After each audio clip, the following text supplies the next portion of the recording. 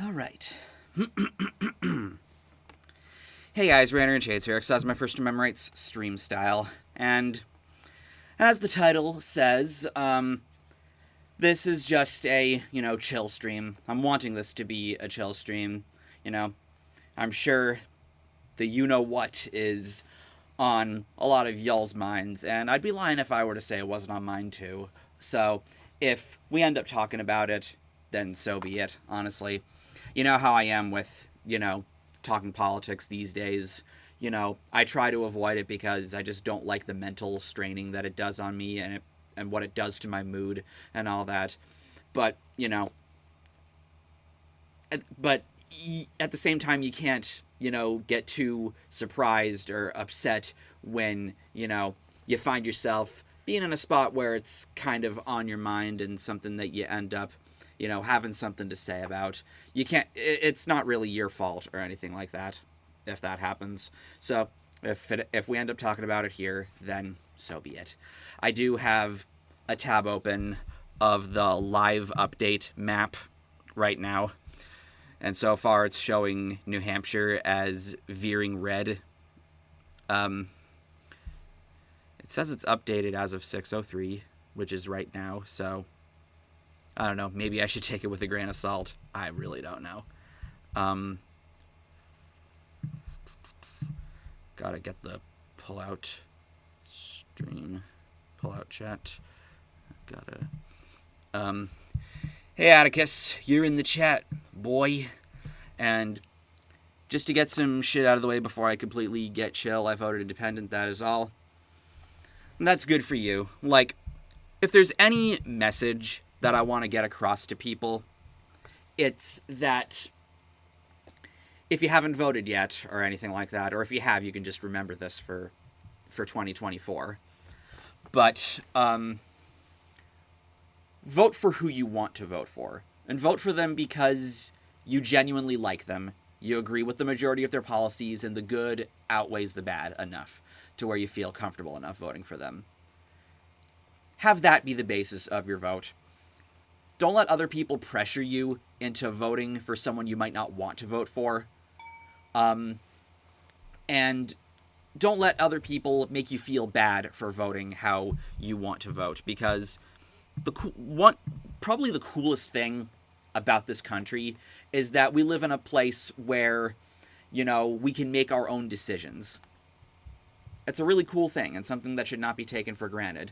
And with that in mind, yeah, the right to vote is really super important and all that.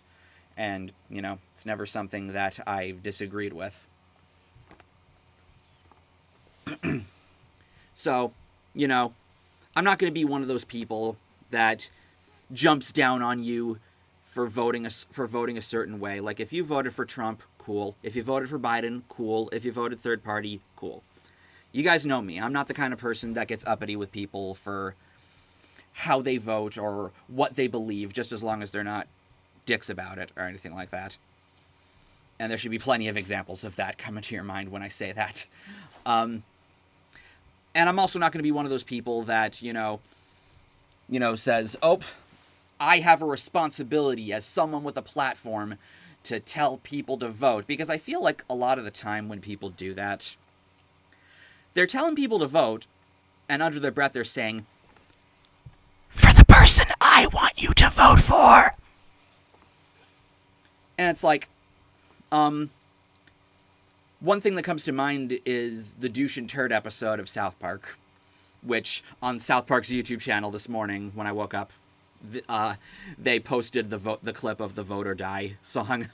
But the thing that always really stuck out to me about that episode was after the Vote or Die video, when Stan goes in to vote because he was being pressured by Puff Daddy and everybody else wanting him to vote and talking to him about how important it is. And Kyle is sort of like looking over his shoulder at what he's voting for, and he's voting for the turd sandwich, and Kyle's like, wait, you're supposed to vote for Giant Douche. That's what I see whenever I see people make posts or videos about telling people to vote. That's usually what their real true intentions are. And that's why I've always really rolled my eyes whenever people do that. So, I'm not going to do that. I respect you people too much to do something like that. Instead, I'm just going to say, vote for whoever you want to vote for. Do it because you want to, not because you have to. And just have it at that. You know? Ugh. And now my mouth is dry.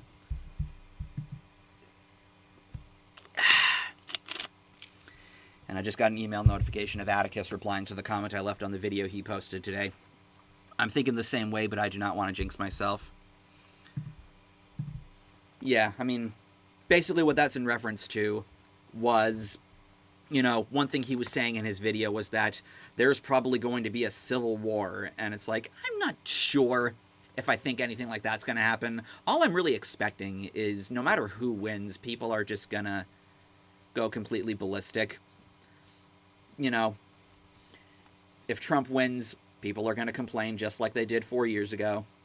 And I personally will not be surprised if that happens because, the last few presidents have all been two-term presidents. People, I guess, got comfortable and don't really want things to change and whatnot. And me being someone with Asperger's, that's not something I can't understand or anything like that. I'm not saying I want that, but I wouldn't be surprised if that happens. But if Biden wins, you'll get people complaining too. Because there are a lot of people that really didn't like him. And I myself am no exception to that. I thought Biden was kind of weak. Just as much of a lolcow as Trump, if I'm being honest. But that's like as deep as I'm planning on going in this stream with that.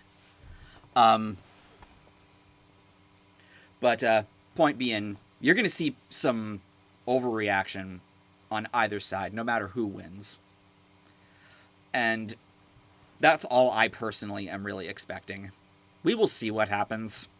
I'm not going to jinx anything or anything like that. I know a lot of, prediction polls were saying Biden's going to win, and I sort of feel that way too, but then again, you got to remember that, people said the same thing in 2016, and look where we are now. So don't get your hopes up is another thing that I'm going to get across. Don't get your hopes up, on either side, because there's just as much of a chance that that person will win as it is that they'll lose. That's the two-party system in a nutshell. 50-50.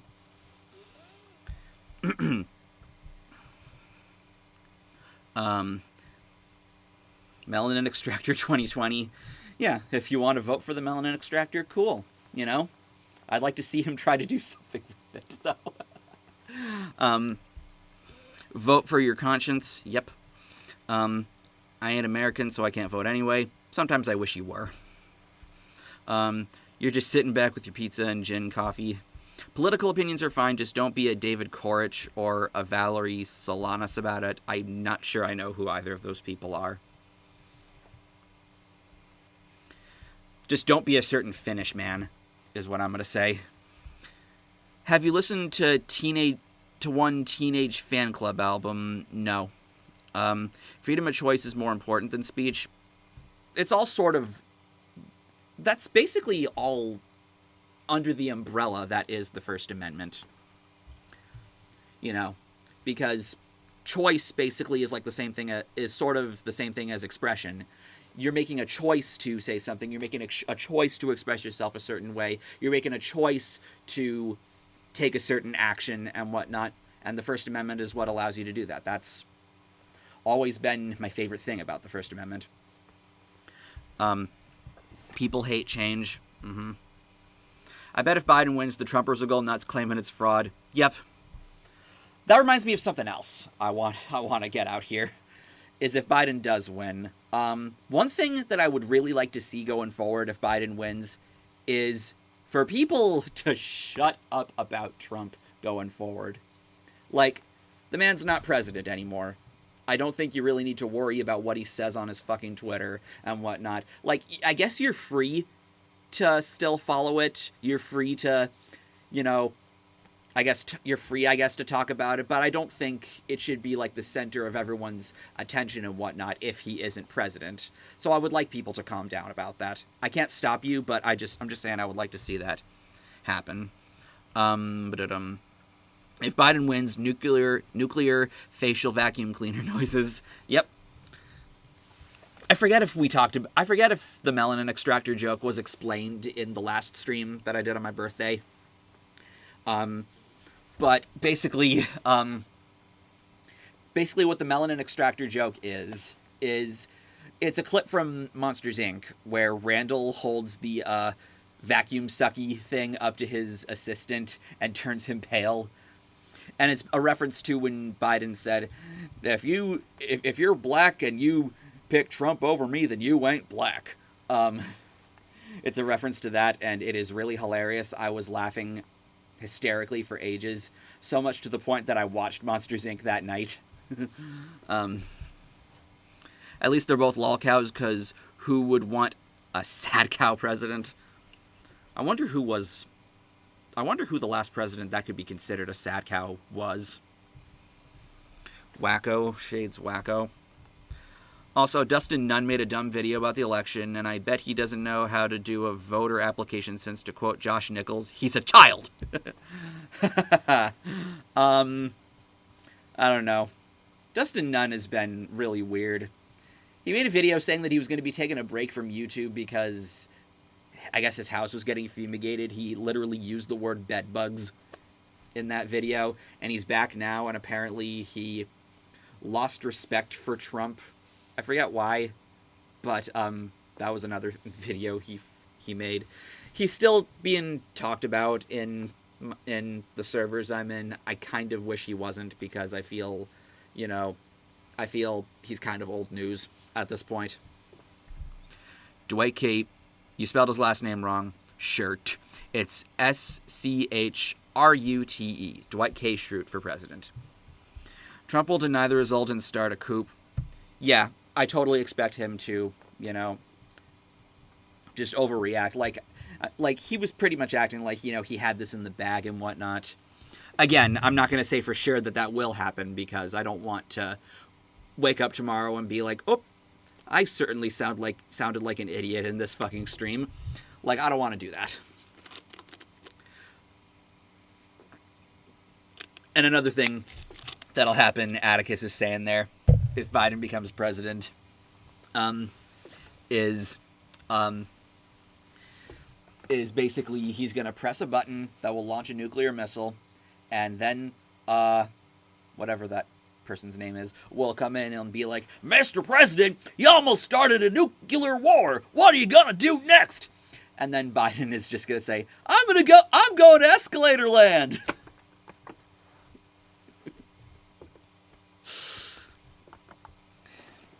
Yep. We're all going to be going to escalator land. God to your destination, indeed. Because you never need to know when you're going to get to the ride. Because this is the ride. Yippee! What I meant about choice is regards to free will. Freedom of choice has been around much longer than the Constitution was created. Yeah, and I feel like the First Amendment sort of justifies the existence of free will and all that. Which is why I've never really understood whenever people say that they don't believe in free will and whatnot. And it's like, then how do you do things and whatnot? Atticus is saying Waco as in the Waco incident. I'm not sure what that is. Andy Partridge for Prime Minister. Kitty Hammett equals cutest name ever. That is what Kirk Hammett named his cat.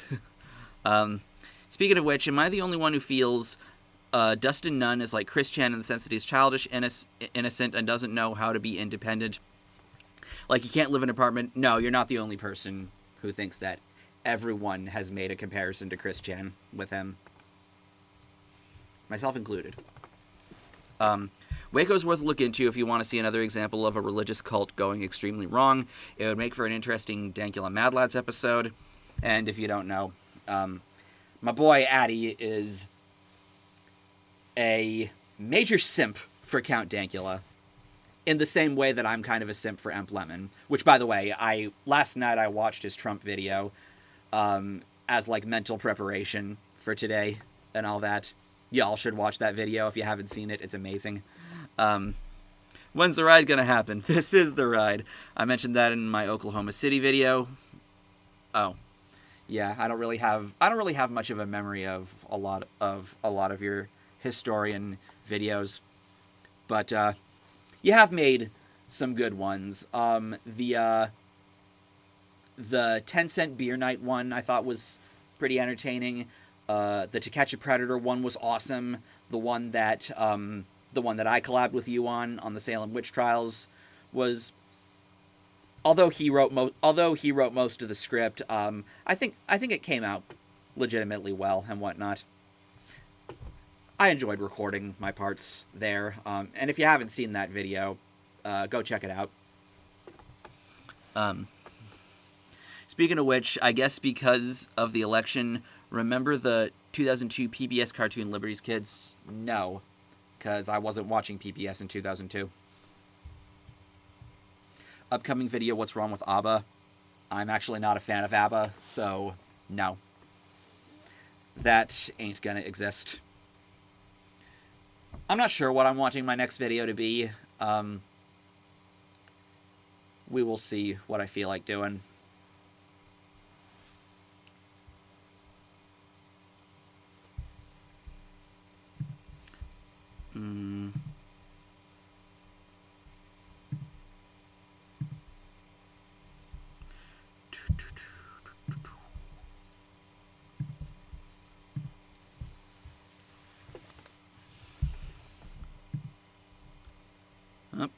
Now Indiana and Kentucky are both veering red. Can't really say that shocks me, but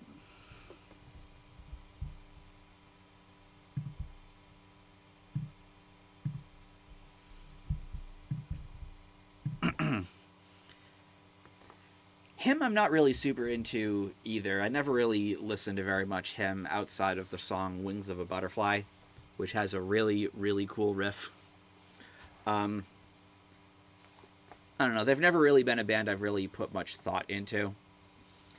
The most I've really seen people complain about them for is that, oh, they get called love metal, and that's really gay. And it's like, so?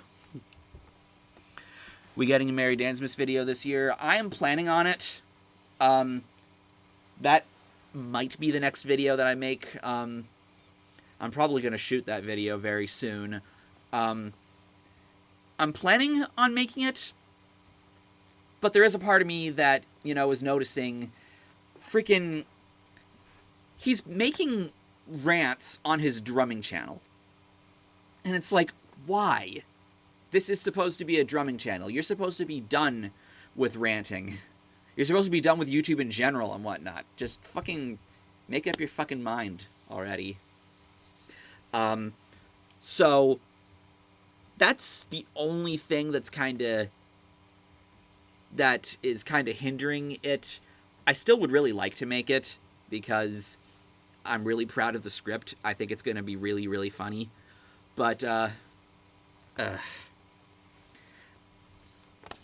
we'll see what I end up doing with it. The only hymn I know of is Wide I wonder if anybody's made that joke about him. Liberty's Kids is a cartoon about the American Revolution through the eyes of 3 kids, and it starred Walter Cronkite as Benjamin Franklin. It was made by defunct studio DIC. Hawkwind over Motorhead. That's an interesting opinion right there. I wasn't really all that impressed with Hawkwind when I tried listening to them. But that is an interesting thing. Lemmy was the bassist in Hawkwind. Yep, I know that. In my opinion, a better band, underrated space prog band. I guess that's the reason why they didn't really click. Why they didn't really click with me. It just was. It was a little too out there, even by 70s prog standards, and it didn't really click with me that well. But yes, I am aware that is where Lemmy got his start before he formed Motorhead. Distant Europe screams from Finland intensify. Yep. In fact, I'm going to go off screen right now.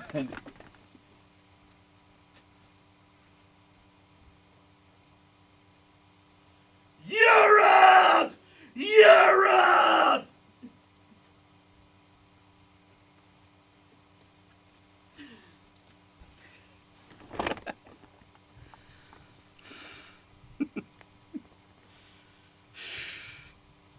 Europe's actually an awesome band, dude. I bet he isn't even aware of, like, the first 2 albums that are a lot more traditional metal sounding. He only freaking knows Final Countdown and possibly Carrie, and that's it. The other hymn is the Satan, as that's how the Powerpuff Girls know him as. Right. Pretty sure he named himself after the band. You know, it sort of makes sense, I guess.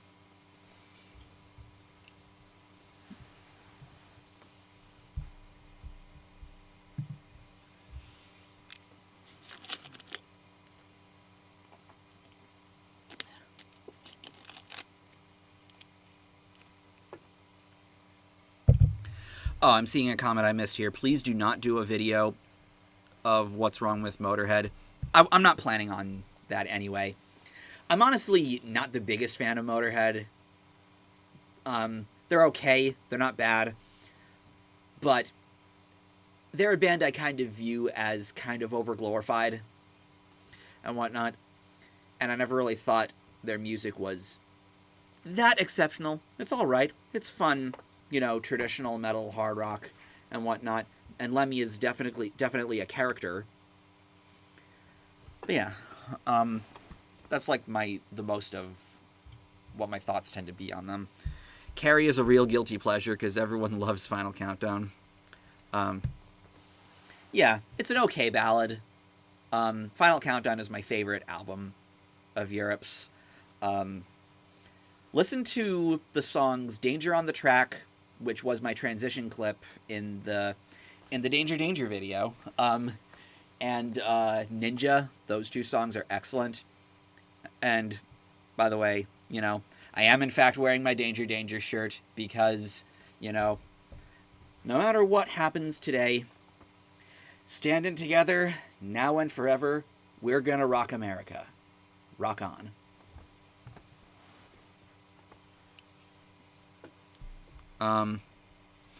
Yeah, Wyatt admitted to being huge into him back in his high school days, so you're right there. Interesting. Do you remember that Norton antivirus commercial with Dawkins and a chicken? I think so. Venom is like the iced tea of metal. Iced tea is the iced tea of metal. Influential but underwhelming. Yeah, I'm not the craziest about Venom either.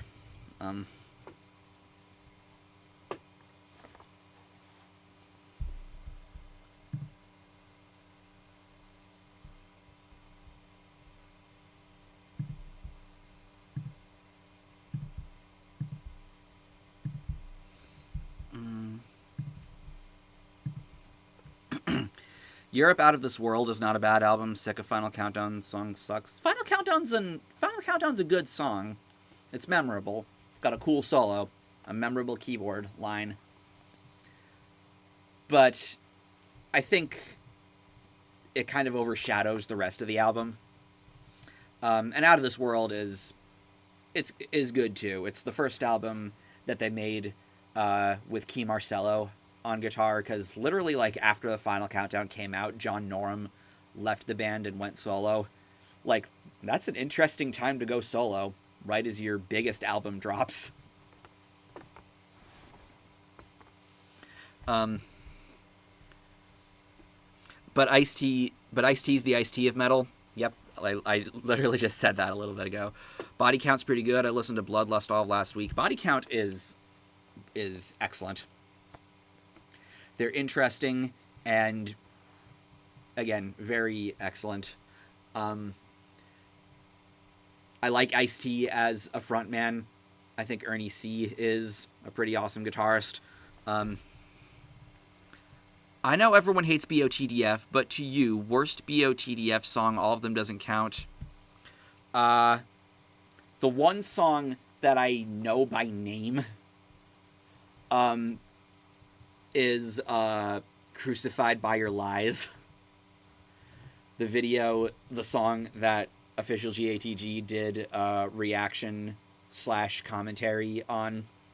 The whoa, crucified by your lies. But yeah, I don't really want to talk about Blood on the Dance Floor either. Final Countdown in major key, original over original. Was it like originally written in a major key?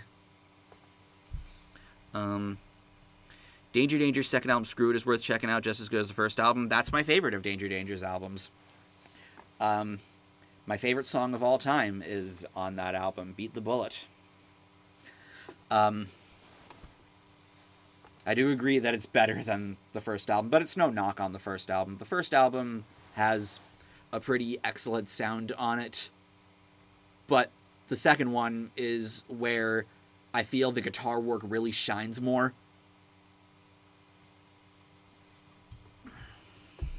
Why is BOTDF debated in metal forums anyway? No one calls them metal or even metal related anyway. It's probably because I remember they had this one song. I don't know what it's called, but one of the lyrics in the song was more metal than Slayer.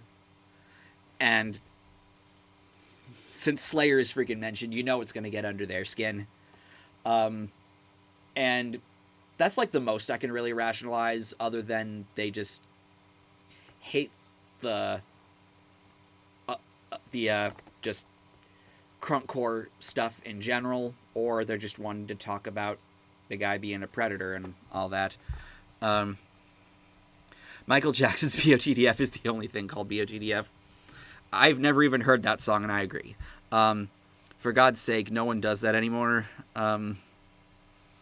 Any recent glam albums or songs you enjoy? I don't really pay that much attention to more current glam releases. The most current one I can think of is the new Striper. And, you know, I definitely very much dig Striper's newer albums. You know, they're, in my opinion, probably heavier than their classic material.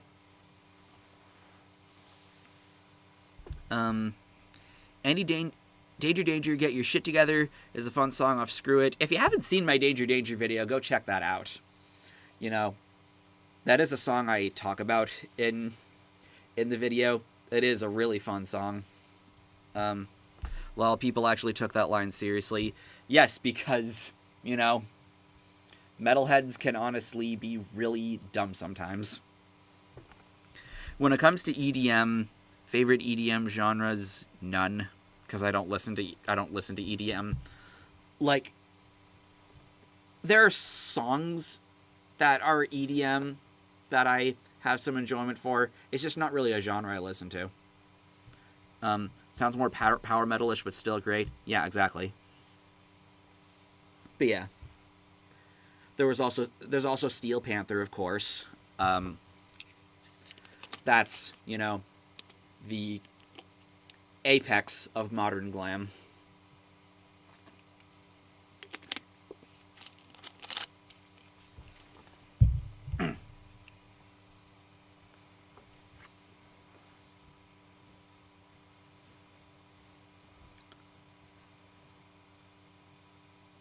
On the note of Steel Panther, one thing I remember from this year was he did an interview with Mike the Music Snob, and it was so interesting listening to Satchel speak as a regular person. Like, he didn't sound like he was, like, in character. He was actually, like, talking about guitars and guitarists and whatnot, and I'm like, holy fuck, this is actually awesome. God, he's got some weight on. Put some weight on.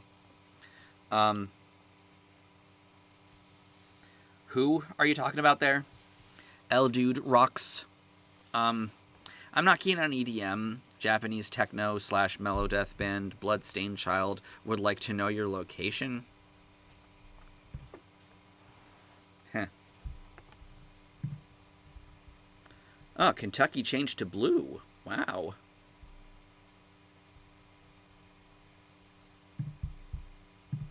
Yeah, this is going to be something I'm just going to, look at every so often here. And Space Metal is here. What is up, my boy? I was talking earlier in the stream about how filming for Merry Dansmas 2 is probably going to take place this week.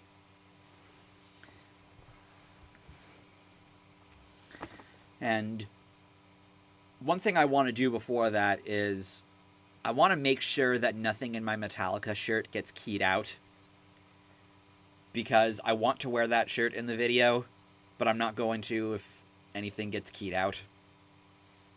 Because that will make me very sad.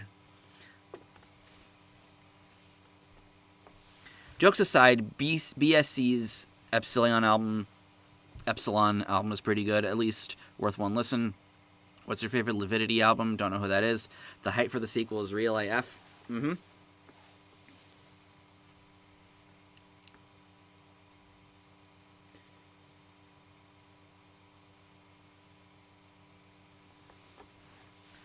Oh, that's another thing about the election. Like, in the Merry Dansmas 2 script, I do make a Trump reference. So, there's that chance that that will end up sounding kind of dated. Some glam bands worth checking. Roxy Blue, Tangier, and Wildside. Roxy Blue and Wildside were both on my best glam metal bands you never heard of video. Roxy Blue was actually #1 in that video, spoiler alert. Wildside was either 2 or 3, I want to say. They were pretty high on that list. Immortal Suffering, I don't know. Just to gross the prick out, I'll wear a Jimmy Johnson tee. Or a glam shirt, whichever gets him to pop a blood. Yeah, if I don't wear the Metallica shirt, I'll probably wear, I'm already kind of wearing this one, so probably my Firehouse shirt.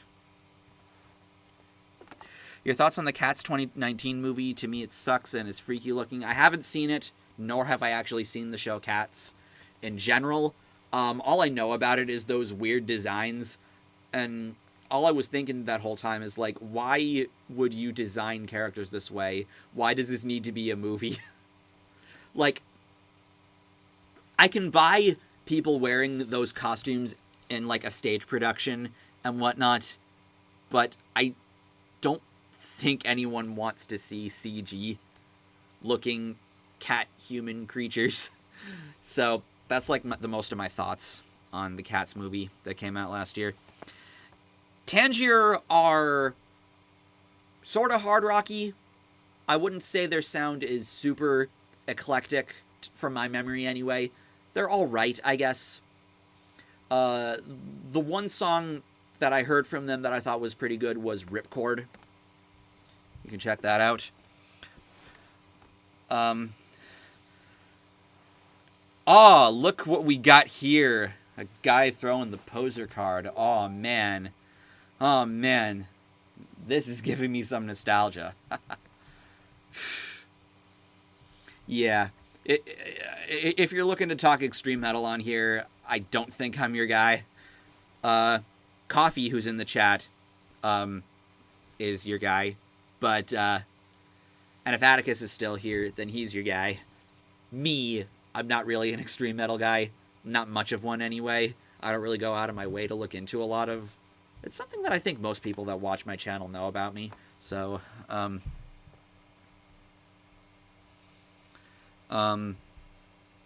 probably the Def Leppard shirt. I think the Def Leppard shirt has green on it because, my Def Leppard shirt has green on it, so it'll probably get keyed out. So, no, I don't think I can do that one.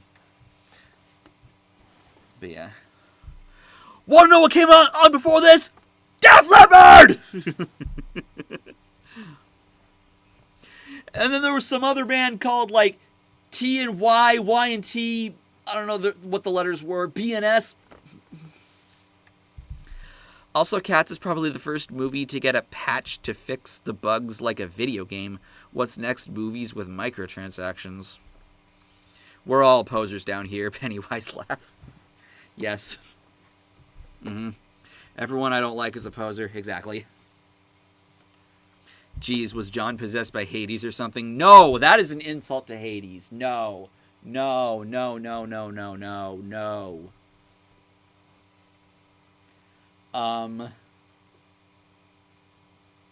I'd say he was possessed by Copper Cab, I guess. Tangier first album sounded a bit like Whitesnake, but the label forced them to change singers for the second album. Oh, Your Shirt. Oh, okay. Yeah. Honestly, I kind of think you should do that, because that would be really funny. B&S, Blacked Sabbath. Thoughts on openly conservative coffee company, Black Rifle Coffee Company? To me, they're run by D-bags. Back when I used to watch Lauren Chen, they would sponsor her a lot. That's why I know the name. I don't know anything about them, but, you know. I'm more a doom metal and black metal guy, though. Even then, I've been on a huge techno kick as of late. An insult to James Woods, and I don't even agree with James Woods politically. Yeah, I've been seeing some shit about that.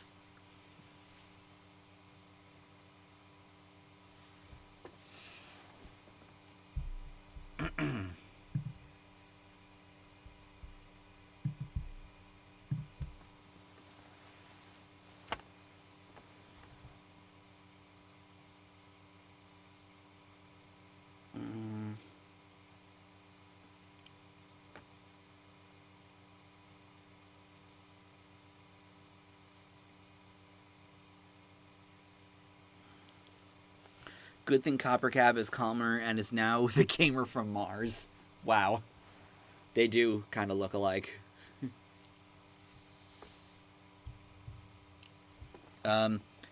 Slam. That's another genre that I kind of avoid like the plague. Only Trump supporters listen to glam metal? That's not true, because I'm not a Trump supporter. Nor is space metal. Nor are most of the glam fans that I know personally. Please stop. Glam metal was a long ass time before Trump, dude. Are you trolling or? One band worth checking is a thrash band called 3 Inches of Blood. Sadly, they disbanded a few years ago. Yes, I am a fan of 3 Inches of Blood. I have them under power metal, but they do have some very thrashy elements. Cam Pipes was a great vocalist. It is unfortunate that they broke up in like 2012 after their last album. It's unfortunate. They were pretty freaking awesome. Bernie Bros only listen to Brutal Death. On the topic of GFM, imagine if he talked about Copper Cab. It'll be hilarious. Can you knock this nonsense off? You're not a decent troll. Yeah. Like, nobody's laughing. Nobody thinks this is hilarious. Speed metal for me.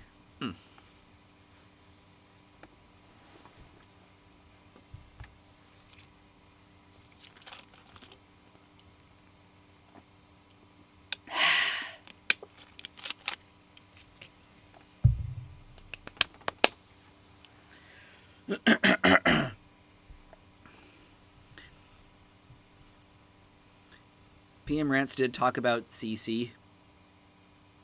What does CC stand for again?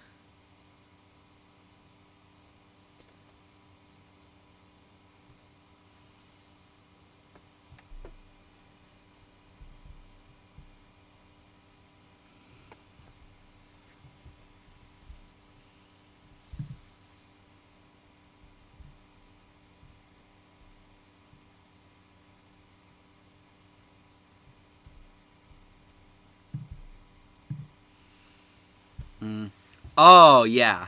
Right. Right. Yeah. I remember Copper Cab was, pretty popular to talk about back in the day because that was when he did his Gingers Do Have Souls, excuse me, video. And ever since then, he's just been this very angry guy.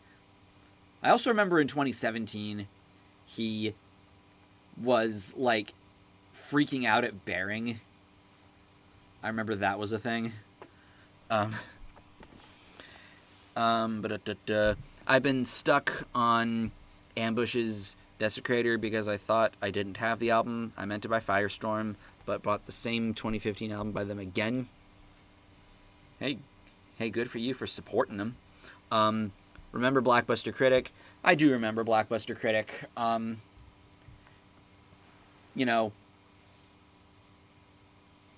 remember enjoying his videos on those cringy Sonic fans and whatnot, but when it came to everything else, I just couldn't really follow. I know he was, like, really big on the PC Master Race thing, and that was, like, a really big turnoff for me, because as someone that is an outsider of gaming and whatnot, I always found the console versus PC debate to be really, for lack of a better term, autistic. It's like, guys, it's just video games.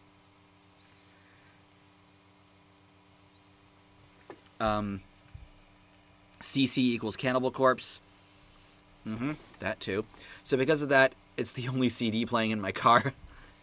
I miss PM Rants every single day. Such a legendary rant channel. I miss him too. His videos were great. Not all of them, I would say, hold up the best. But he was very high quality. He really put effort into making his videos entertaining. And, that's why I view him as one of the most influential people in the community.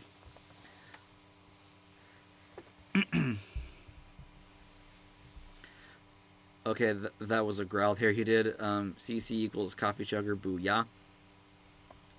CC is also CC DeVille of Poison. Ha ha ha. Top 3 thrash bands who aren't in the big 4. Pretty easy. Havoc, Testament, and what's a third? Power Trip.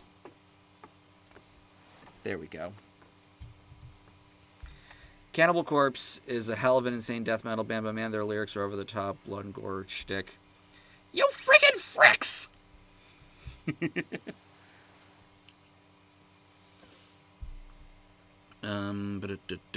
CC lyrics are tongue-in-cheek, not to be taken seriously. Yep. Even as someone that doesn't listen to Cannibal Corpse, I know that. The PC Master Race dudes are the metal elitists of the gaming world. Exactly. And the console Master Race people are the people that,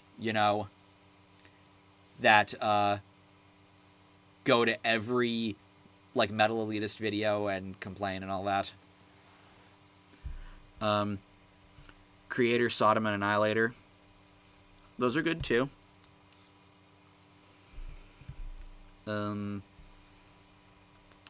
Speaking of Lauren Chen, despite her videos getting worse and worse, she's still earning subs according to Social Blade. That's just the nature of YouTube. Like, all you really do is grow and whatnot. Even if your videos aren't great, they'll still reach people. That's kind of how the site works. I agree, I hate the whole PC versus console nonsense. It's just stupid and beyond old. Havoc rule, they do. Along with early Megadeth, they're actually my favorite thrash band. Non-Big 4 thrash bands I want to see. Annihilator, Exodus, Sodom, Dark Angel, Evil Invader, Power Trip. Who even knows with Power Trip? Because, for those that don't know, Riley Gale, their singer, who those that watch my channel will remember from the Trapped video, he passed away this year. So, who knows what they're gonna do.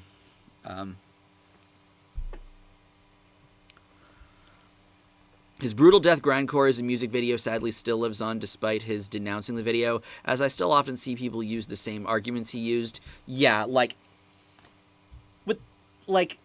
as much as I will defend his right to an opinion, I don't disagree that that's his worst video. Even when that video was uploaded, I was like, are you sure about that?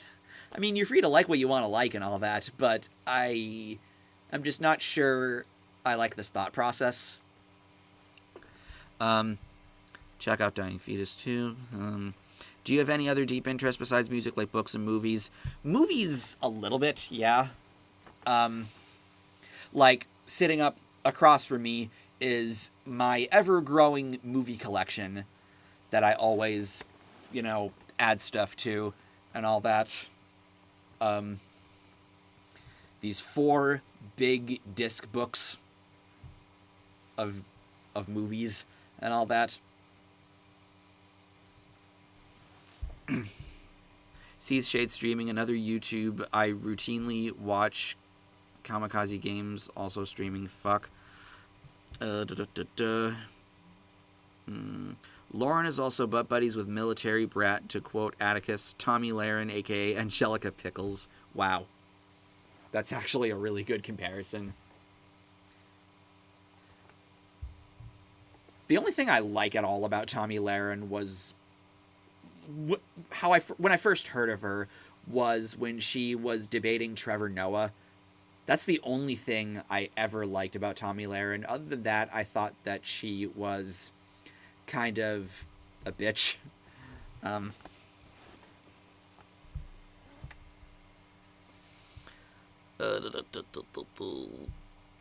Rest easy, Riley Gale. Power trips. Power trips swing off the axe is a badass song. Who would have guessed Shades would wear a Danger Danger shirt on election day? Exactly. I think you might have missed when I mentioned that I'm wearing the Danger Danger shirt for the exact reason that you think I am. I remember talking to John Gallagher of Dying Fetus about football. I have an American flag overlaid Metallica logo shirt. How are you doing? Okay. Just trying to relax and chill and shoot the shit and not get too worked up and whatnot over stuff. Perhaps I should have weared. That is not a word. The word you mean to use is worn. That today. I remember being obsessed with Dying Fetus. I used to creep out my high school teachers by listening to that music. Nice haircut. Thank you.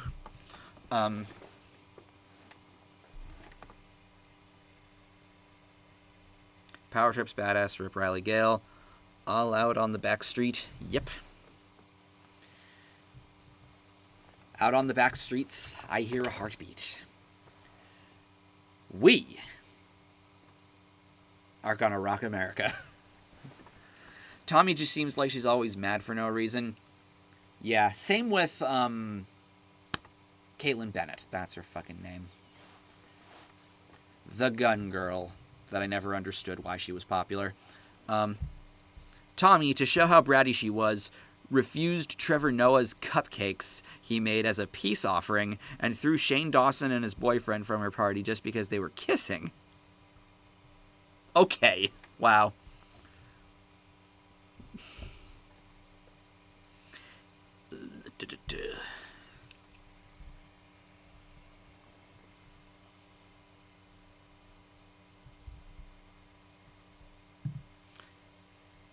Isn't that the chick who shit herself? Yes, it is. Well, I did watch Halloween and Hush the other day.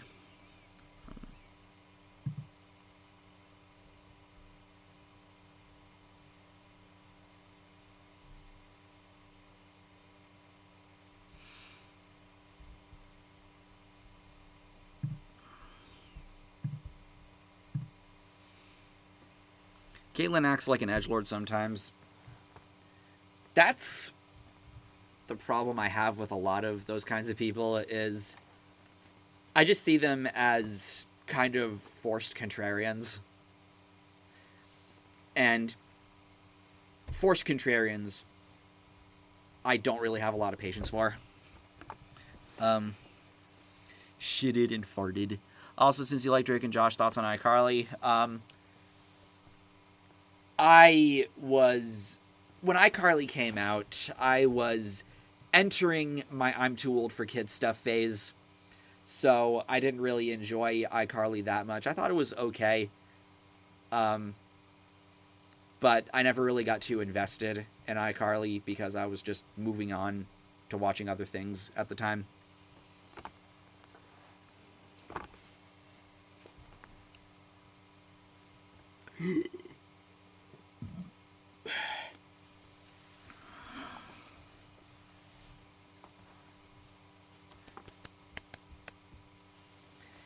Gibby.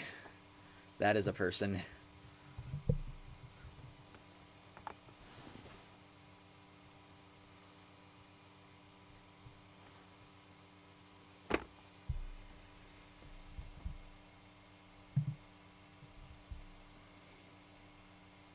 Yep, Kentucky is now red again.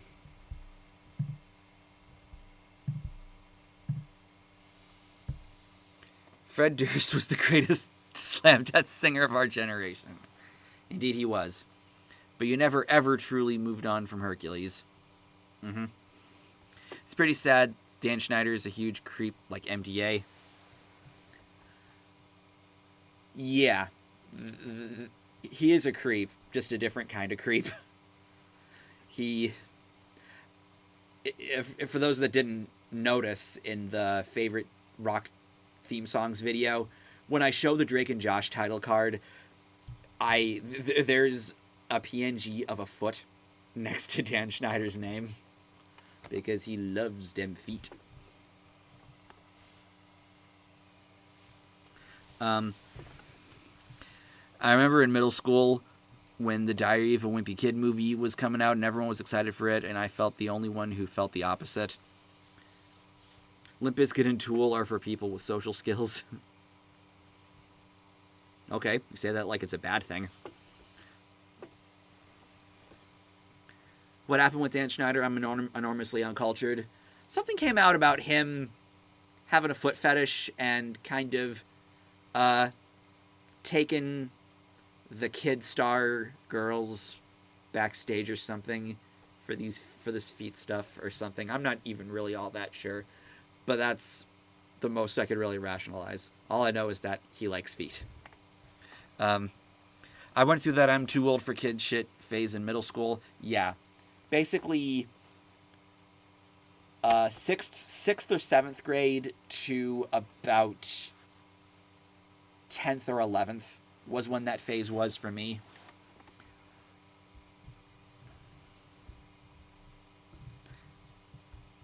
So like 2006 to 2010, I'm gonna say. Bare female feet, I see.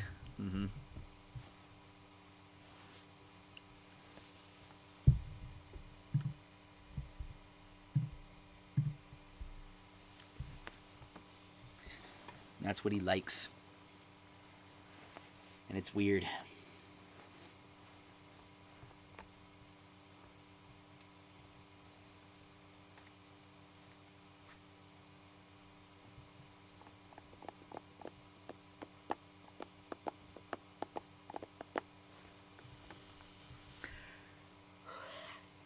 Mm-hmm.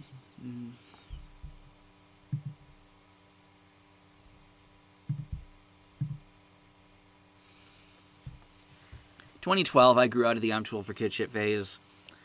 I still enjoyed some animated movies, but they were starting to not become a go-to type of movie to watch for me. Yeah. Like, a lot of animated movies that were coming out in that time period, I just wasn't really excited for. I was pretty much under the impression that they were just going to be terrible and whatnot. Like, I have a story I'm going to tell you. One of the times when I just knew I was getting old. So, in 7th grade, one thing that my school does is the entire 7th grade class goes on a week-long trip to Cape Cod. And one night on this trip, they rented out this movie theater for a showing of Shrek the Third. And I was so bored throughout that movie. I was convinced I was just getting old. Nobody else was laughing at anything. I thought it was just because I was getting old. But then it's like, wait, no. That movie is actually kind of terrible and cringy and not funny and all that. But that was a real I'm getting old moment for me. Your thoughts on Bob Dylan? To me, I've heard was a huge elitist and wouldn't allow certain music types in his house, according to his son Jacob of Wallflowers fame. Was never really the hugest into Bob Dylan either. I always found his songs kind of okay, average and whatnot. Like a Rolling Stone and Hurricane, I think are pretty alright songs. Never really was really into Bob Dylan. 2010, I think, started it. Dan Schneider shows are just sitcoms for pedos. I'm not going to go that far. They're just not very effortful. That's like all I can really say about them. That's like the best I can really say. Because Drake and Josh will always hold a very special place in my heart. And Ned's Declassified, I also remember having some pretty nice memories with. Everything else, though, I never gave the time of day. Megadeth is thrash for glam fans. Freaking Dave Mustaine is the one who freaking coined the phrase gay LA metal and whatnot, so that's really hilarious. I thought Rango is a fantastic animated movie that didn't have to cater to just children. I like how edgy it can be for older viewers without overdoing it. Yeah. I remember Rango existing. I haven't seen it. Any Shrek movie after the second is so mediocre and forgettable.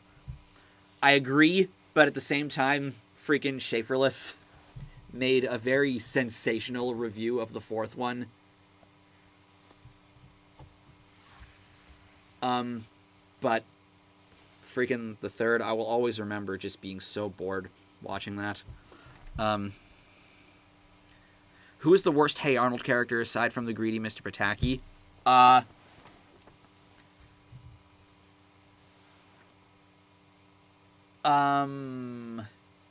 I think I talked about this in another stream, how I never liked Olga at all. I always thought she was really annoying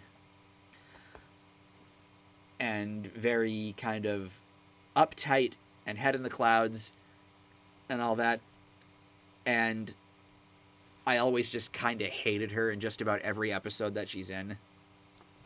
With the exception of the episode where she gets engaged to the con man.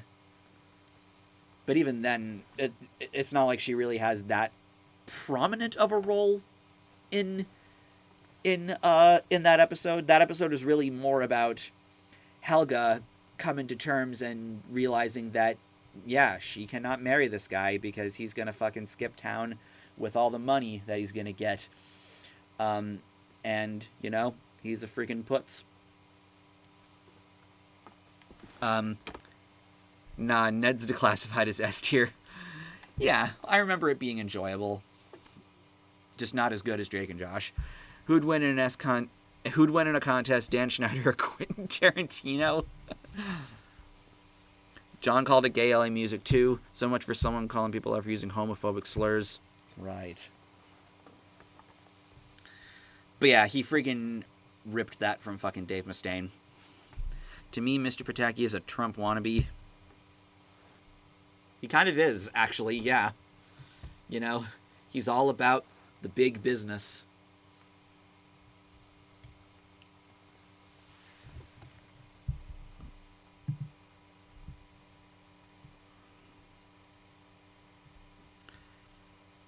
All right, Kentucky is now confirmed red.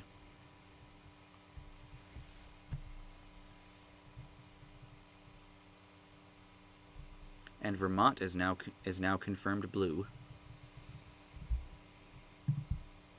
Right. Ironically enough, gay used to be defined as colorful and happy, and I would describe hair metal with all the vivid costumes as definitely colorful. Exactly. I'll cook Shades and his fucking ballsack? What?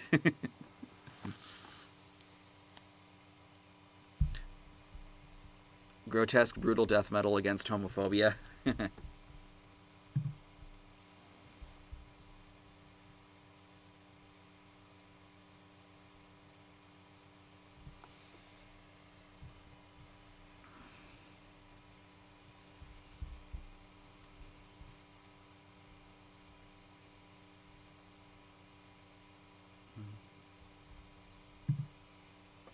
Favorite musical number from Rock of Ages? Let me go over to Wikipedia. From the movie, okay. Soundtrack.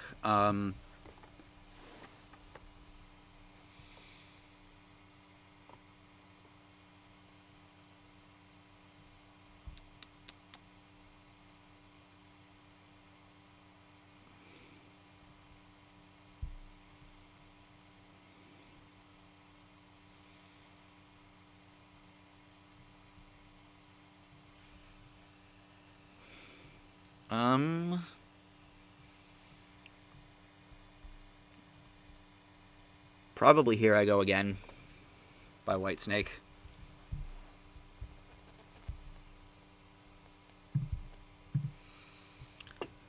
Do you remember how ugly as sin Mr. Meaty and Fanboy and Chum Chum were? I do remember Mr. Meaty being a thing and thinking it looked terrible and sounded terrible. Was the character designer on meth when he thought those designs were good? Have you ever listened to Death's last two albums? I feel like these are two death metal albums that any thrash fan could enjoy. Like, dude, there is death metal I like. I'm just not really into the ultra brutal stuff and whatnot. I have Death's whole discography in my iTunes. Favorite Joan Jett and the Blackhearts song?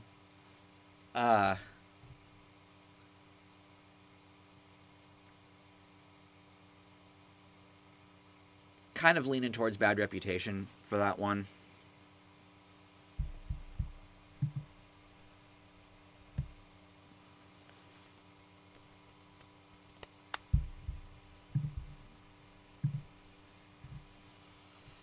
Opinion on Within Temptation. Okay band.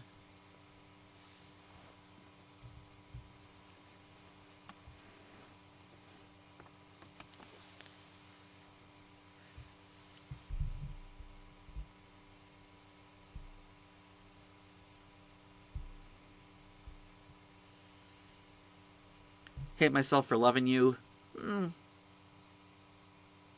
I always found that song sort of average, but it's alright.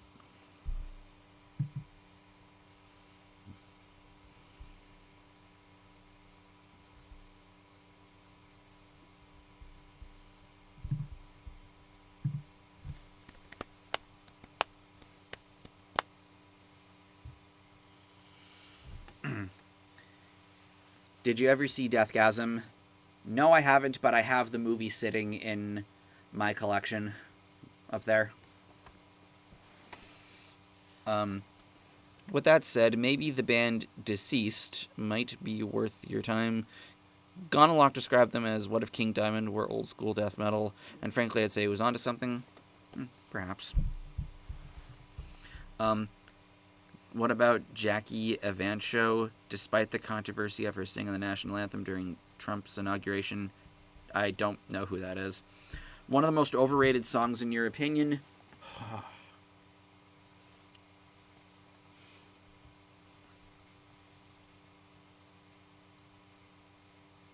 Smells Like Teen Spirit is probably going to be my easy answer. But if I wanted to pick something else, I'd probably go with fucking Don't Stop Believing. I've also noticed that the hook to Summer of Love by the Beach Boys kind of sounds similar to the hook of I Hate Myself for Loving You. Do you collect physical music, or do you just listen through iTunes? I have some physical. I don't really collect it. I started collecting vinyl this past summer when my mom decided to give me her vinyl player, and then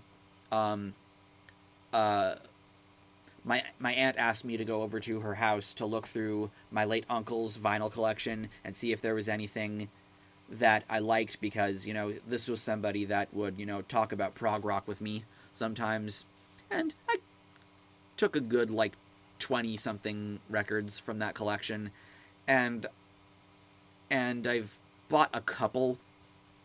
I've bought a few after that, so it's a thing I'm doing now, but I can't really say it's something that I have a really amazing collection or anything like that. How Would I Help by AC/DC is the most overrated song. Not as overrated as Back in Black. What do you think of MGK? Never really cared about him, to be honest. Speaking of Within Temptation, thoughts on Nightwish? They've put out some very good albums. I don't really keep up with them these days, but albums like Once and Dark Passion Play and what's another one? Wishmaster. All solid symphonic power albums. Most overrated songs, Drake's song is one of them. Which one?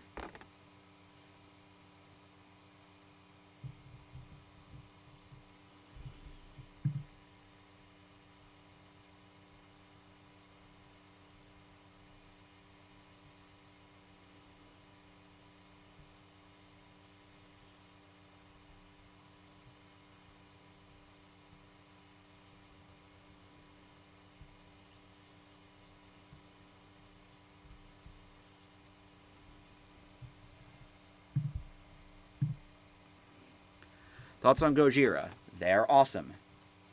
They're very good riff writers. And when I saw them open for Slipknot last summer, they were amazing. And thoughts on Mastodon? Good band. Love the song Oblivion. Crack the Sky is a great album. I wasn't exactly impressed by Mastodon's live performance when I saw them at Mayhem Fest in 2013. But, you know, they have good material, definitely. Did you hear Lil Wayne and Lil Pump supports Trump? I think I heard about Wayne. Pump, I don't think so. Any band or artist you used to hate but have since come around to? I wouldn't say I hated this band, but just the other day, actually, I finally got into early Paramore. Who's the next big thing in rock music? Like, who do I see as being that right now? That's a good question. I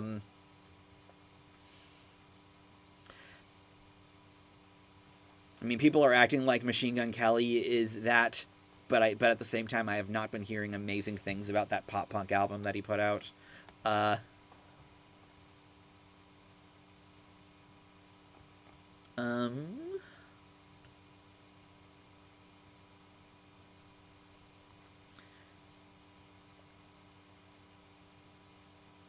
really not sure how to answer that. There's bands I would like to see as being the next big thing in rock.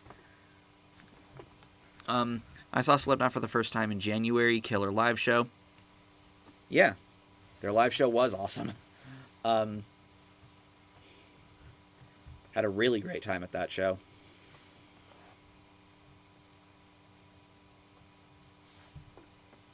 Do you think rock and metal will become mainstream again? I think it has the potential to be mainstream again. I'm a rock fan too, and mainstream media has been paying attention to the genre for years. I mean, they do give it some attention. It's more so something else that I think holds it back.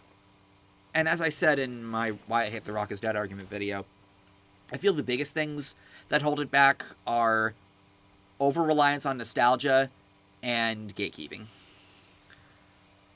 What is the most important thing needed to create a good song, and why is it blistering blast beats?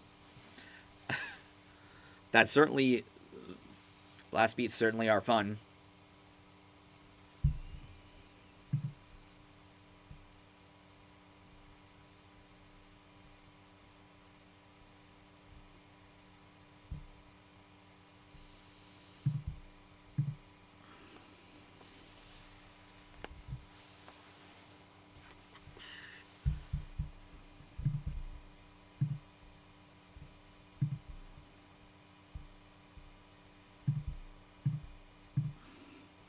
Thoughts on Let Her Go by Passenger? To me, pathetic hipster trash song. I think it's okay. I think Passenger is an alright artist. 80s horror film samples are equally important.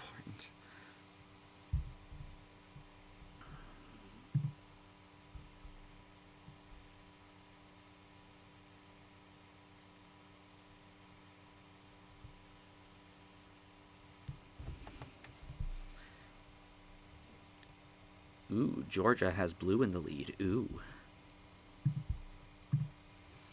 Are you into punk? Yes. Very much so.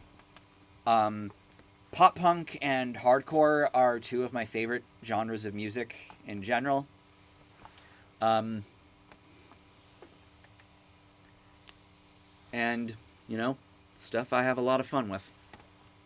Especially the really fast melodic hardcore. Like, Strung Out is one of my favorite bands, largely because of that.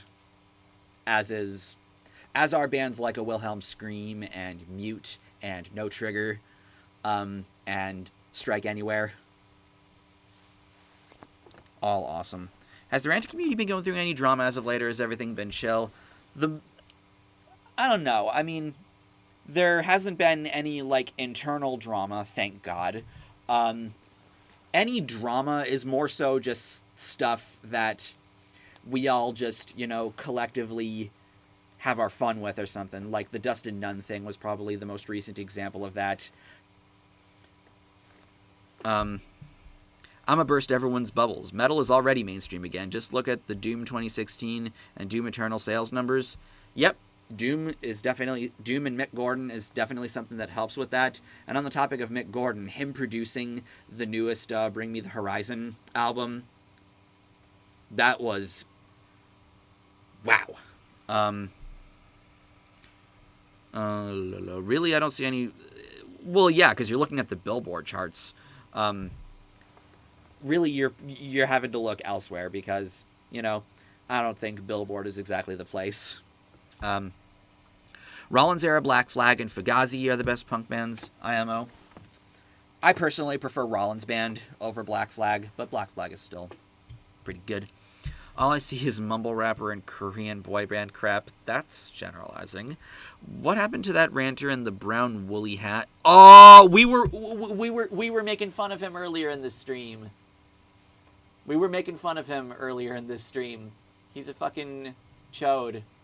He's a freaking, you know, angry man and is really annoying and douchey. But yeah, he deleted his channel and has a drumming channel that he apparently is uploading rants to because that makes sense. It's like, dude, I thought you're supposed to be done with the stuff. Only rock music I see is MGK songs, but I don't know much about him. He migrated to Europe! More specifically, to quote Patrick Starr, Finland! Any underrated rap songs? To me, Do You by Do or Die. Also, K-pop is awesome, man. I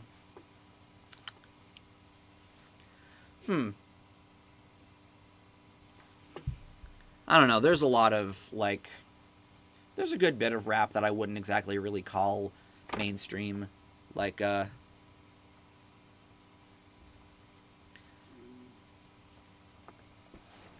so, I don't know. Let me think of...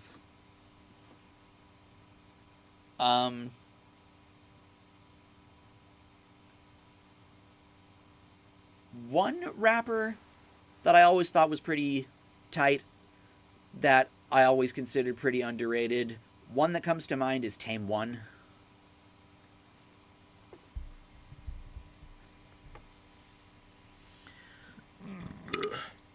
K-pop is trash and rap is trash. You're probably just not looking in the right places for it. There's good rap out there. The radio and Billboard just ain't it. Rap from the UK deserves more love here in the States. Yeah. The one, like, UK rap group I can think of is Rhyme Asylum. Another very underrated name. And I featured them in my Bands I'd Like to See Reunite video. I love their accents. And they got some flows, man. Speaking of ranting, am I the only one that thinks Blue Mages is becoming a dying channel at this point? I've been seeing his viewership go down, and I feel bad for him. That's why, even though I'm not into gaming-related content, I give his stuff a watch just because I know that he really, cares about that stuff. I'd love to see him do more Minor Grievance stuff, because those, I think, are his best videos. But yeah, he was always somebody I considered one of the best people in the community. A new generation of music isn't all the controversial stuff at all. Many metal bands I've discovered, with and without Razorfist, it's been badass enough to keep metal immortal. Metal's never gonna die. It's always gonna have an audience, and that audience will sustain it forever.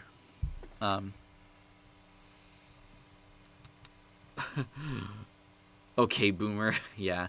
I'm sorry, WWF, but that's what you kind of sounded like. Four Owls are a great rap group from the UK. Make a mental note to look into them. Four Owls. All they do is screaming. Yeah, if you're only paying attention to metalcore,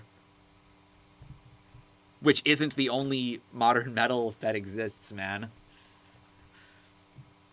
In my Why I Hate the Rock is Dead argument video, I give recommendations by the assload in that video.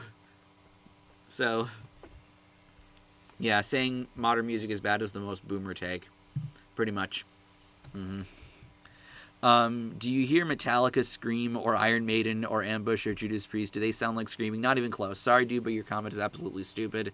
Yeah, like, sure, some metal genres do have screaming or harsh vocals, but a lot don't. I personally prefer the ones that don't, but I do appreciate the technique of harsh vocals, and that's what's gotten me to enjoy it more. I don't know if he's trolling, personally. Razorfist is the worst kind of pseudo-intellectual. I don't know. I don't really follow a lot of his political stuff. It's mostly the Mythos videos and the Michael Jackson videos that I think are very, very, very awesome. Especially the Michael Jackson ones. Quick, no one tell WWF that Triple H has a metal band. If all metal bands just scream, then how exactly do you make guitar, drums, and bass scream? Ooh. Florida now blue leading. Ooh.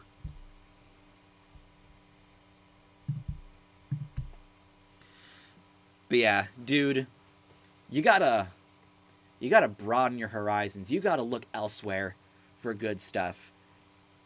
And, you've come to a good channel for this kind of stuff, because it's stuff that I love doing.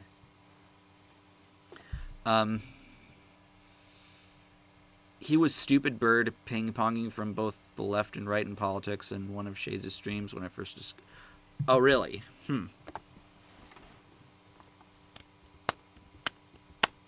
I like Linkin Park, Rage Against the Machine, but the rest of... Wait, so you like Linkin Park and Rage Against the Machine, but you don't like rap?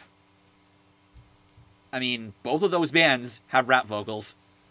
So, honestly, I can understand if you just prefer music with guitars and whatnot, because that's how I used to feel about rap and whatnot. But what ultimately got me to start exploring rap was when I gotten into body count. I almost said potty count. Body count. When I got into them, I asked myself, why can I enjoy Ice-T when he fronts this metal band, but not him solo? And that's when I ultimately decided to look into a lot of the old school rap stuff and whatnot. And now I see the art of it and the real craft kind of, associated with it. And I know it can be seen as kind of a boomer take to say, oh, all the new rap sucks. The 90s is the only good time for rap. It's like, I like when I can get into a more current rapper that has a style that reminds me of, and by style I mean both flow and production style and beat work, that sounds like 90s rap. And whenever I get into an artist that has that kind of appeal to me, I get really excited. But yeah, that's my relationship with rap music. But Linkin Park has scream. Yes, Linkin Park also have scream vocals. Chester Bennington had a very aggressive scream. It's some of the most passionate vocals, really. TDMR on BMTH confirmed. You're gonna do that? Cool. To you, Shades, if you had the chance, would you build a PC for music production? I don't trust myself to be all that equipped to build my own computer. I know some people who do that as a hobby. It would be cool to have done. Might even be cool to participate in the building with someone else. But I don't know. I'm kind of hesitant on it. Potty count, lol. I'm a late 90s guy. I don't even live during the Attitude Era. Then why is your channel called WWF Attitude Era? Rank the big four grunge bands. So from bottom to top. Nirvana, Pearl Jam, Soundgarden, Alice in Chains. Rest in peace, Chester, indeed. Chester Bennington's screaming is listenable compared to every black metal band out there. Okay, that's an opinion.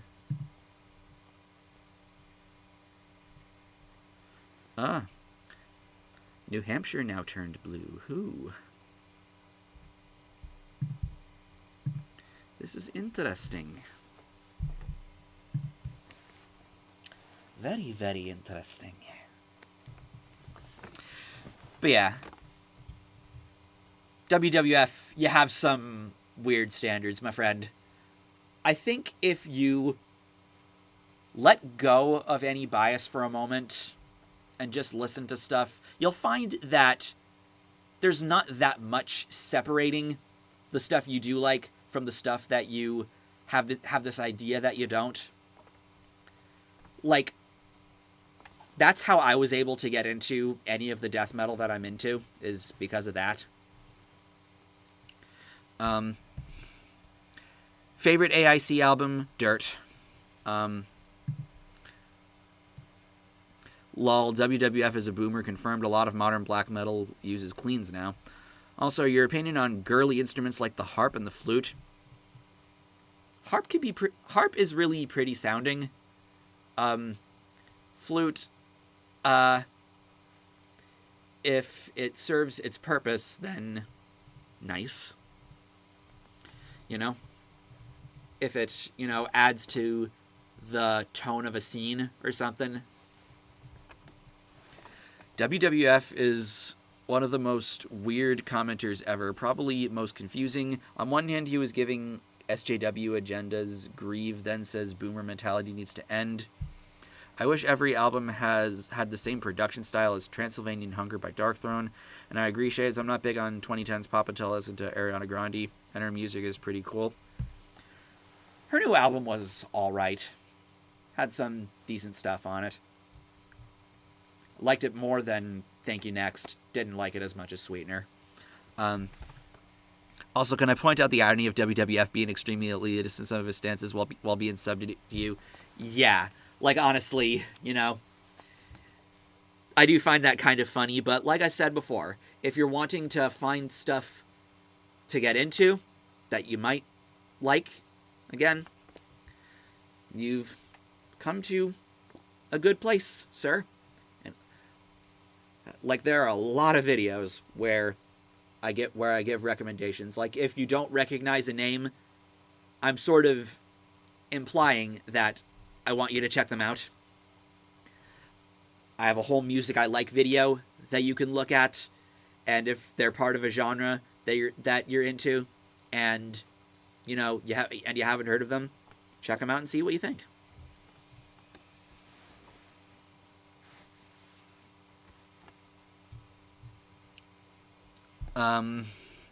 Heard of the Udu drum? It's actually a clay pot that's a drum.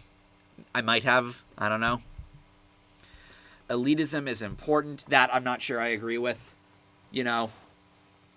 Because honestly, all elitism really does is, it just gets people to feel like metal is not for them. Like, it alienates people, like it alienated me. It alienates people. It makes the metal community look really obnoxious, and it just doesn't really help metal in the long run. Because the more the shit happens, the less I really feel metal will thrive outside of the underground. How else will the posers know they're posers? All a poser really is to me is somebody... What a poser really is, I think I might have said this in the word analysis I did on the word poser. I don't really remember everything that I say in my 2013 videos, but what a poser really is just someone who acts like they're into something, but in reality just doesn't have a clue. That's all a poser really should be defined as. Like, say, I'm wearing the Danger Danger shirt, and they're like, oh, you like Danger Danger? And I can't really name a song, or the only song I can name is just Naughty Naughty or just Bang Bang. And that's a pretty easy way for someone to tell that you're a poser. And that's really all you should be worrying about as far as posers go.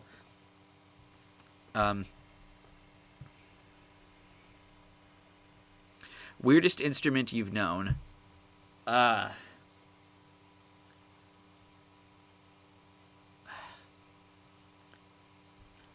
don't know. Like, I remember in middle school band, there was a whole, like, unit on these instrumental evolutions and these weird instruments that came. We also learned about this imaginary composer called PDQ Bach, who, like, writes the most ridiculous sheet music. Let me see if I can find a Google image. PDQ Bach sheet music.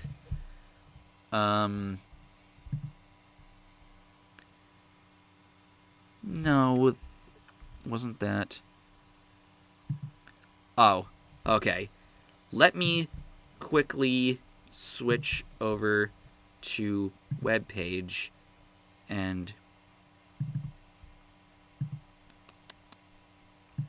get this window. This is PDQ Bach music. Look at this. So weird. It just curves like that.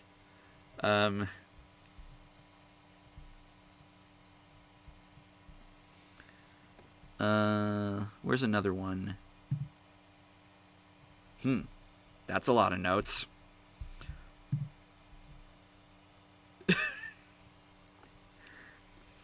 I don't think this was actually a real person. This is sort of a meme to me, but when we were shown like pictures of PDQ box sheet music, I was like, what kind of madman writes this?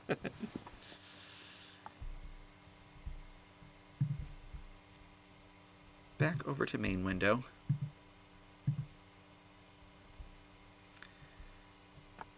All right. West Virginia is now confirmed red.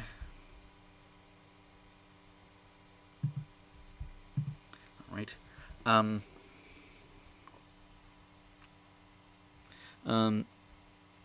Posers don't like Mortician. That's my standard. Right. I guess I'm a poser then. Shrug meme. Acceptance is the first step. To me, one instrument that's weird but cool is the melodica. A tiny piano that you blow that sounds like an accordion. Oh, yeah. Right, I always forget what that's called. I keep confusing that with an EWI, which stands for Electronic Wind Instrument.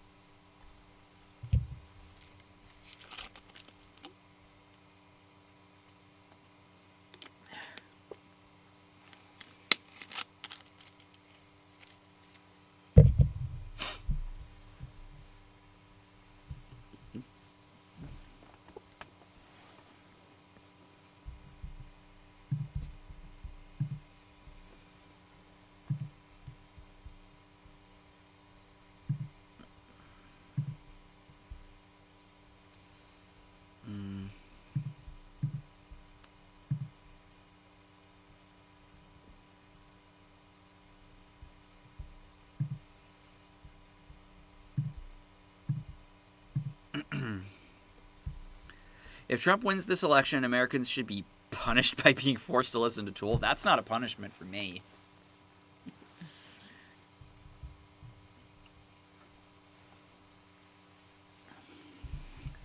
The erhu, a Chinese two-string instrument that's exceptionally difficult to play. Heard of the theremin? Yes.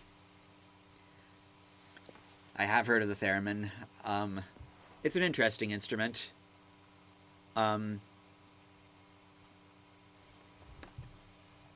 Mongolian throat singing. Yep, I've heard of that too.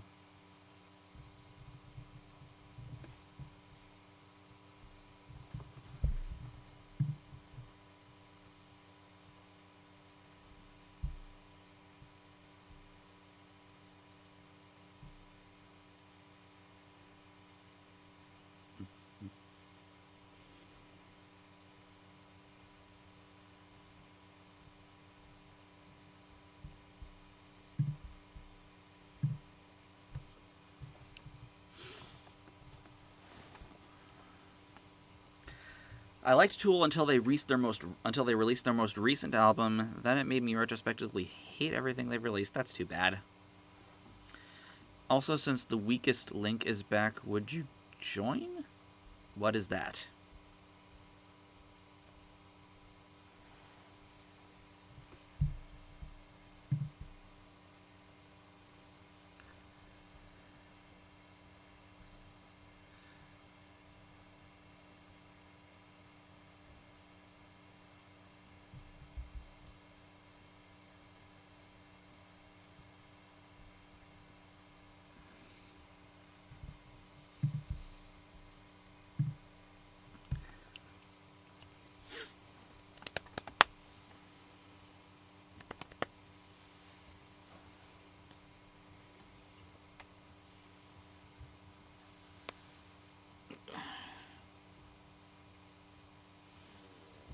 The Weakest Link is a UK-based TV show. I can go on in Shade's place. Speaking of Tool, I'm glad their music is now on Spotify. Me too. I think I told this story before about how, how kind of a shame it was that Tool didn't have their music like anywhere other than on physical. On one hand, I sort of understand the mindset of bands choosing that, but on the other hand, I sort of feel like it holds them back from being discovered by, you know, more traditional, you know, streaming people and all that. Thoughts on Porno Grind as someone who isn't especially into extreme metal? I'm not really into grindcore, so I don't know. Honestly, I guess watch porn if you want to get off. Favorite Tool album cover art? Definitely the Fear Inoculum one. I really like how shiny that is.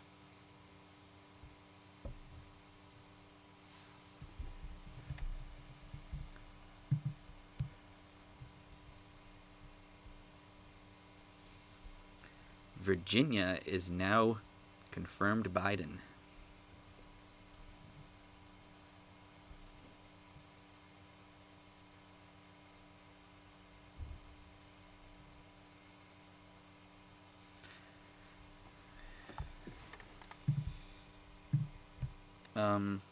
Tool even made a tongue-in-cheek response regarding them going on Spotify, which I thought was cool. What did they say? I don't think I saw that. I see Porno Grind is a complete meme genre, and TBH not a good one. Sort of. I can't imagine getting off without hearing blast beats and gutturals. You do you, sir. Worst album cover art. That's easy. 2 words. Virgin Killer.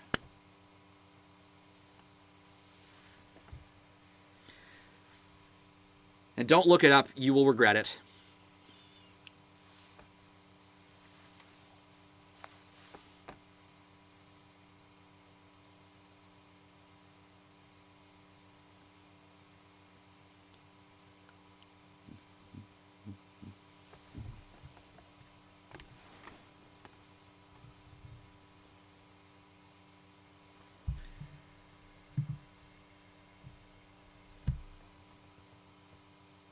Best boobs on a metal album cover.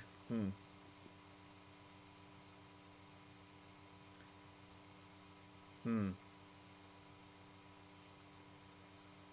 not really sure I have an answer. I'm just trying to think of albums that I know have them somewhere on the cover.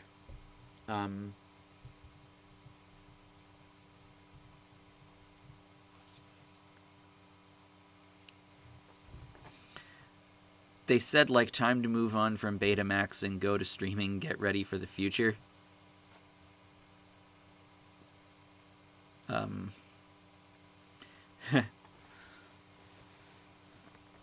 Yeah. It's basically, it's not exactly false or anything like that. You know? Fact is that is how the majority of people are listening to music these days. Do you smoke pot? No. People think I do, though, but I don't.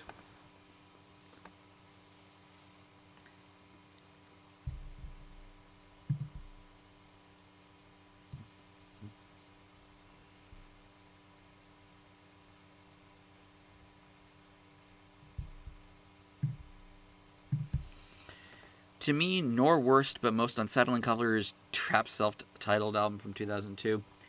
I think that's an okay-looking photo, but that's really the most I can really say about it.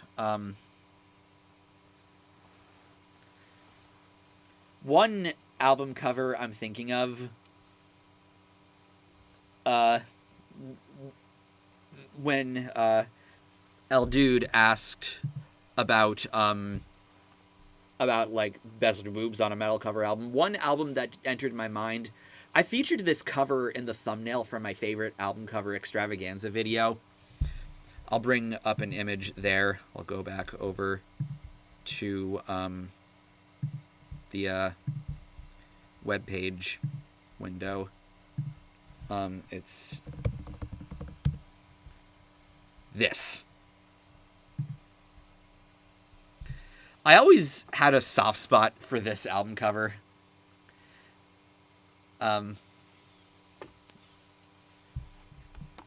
Hungry by XYZ.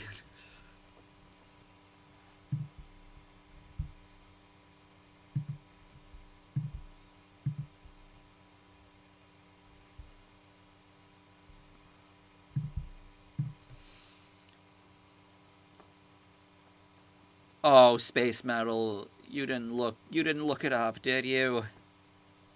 But yeah, I hate the fact that Virgin Killer exists.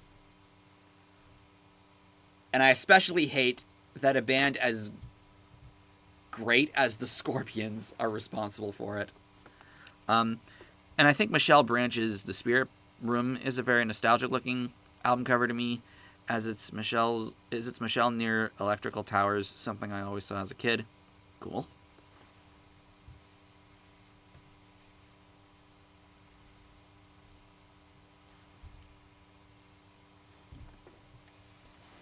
Whose idea was it for that Virgin Killer album?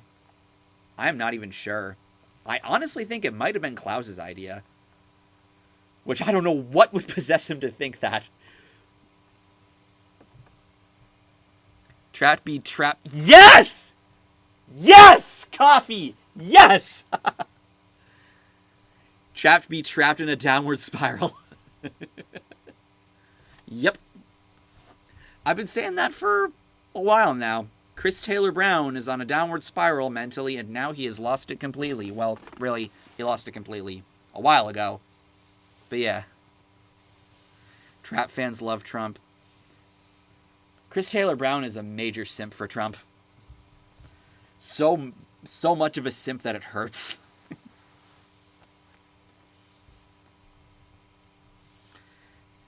And he's free to like him, I guess, but holy shit, the shit he says. Yes, and I was to eat thumbtacks soaked with gasoline, and I want to eat thumbtacks soaked with gasoline. Yeah. It's that bad.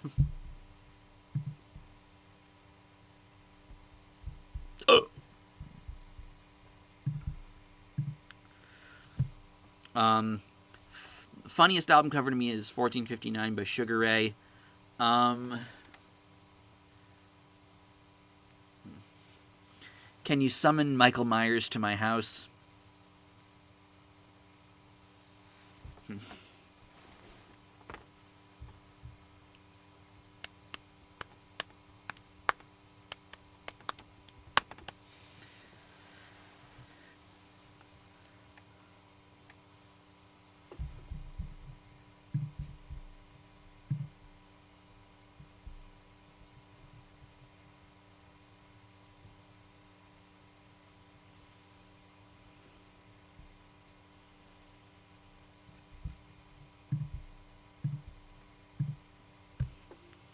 Favorite Sugar Ray songs? Not too sure. I have some Sugar Ray in here. Haven't really picked a favorite. But I would probably say Rhyme Stealer would be one.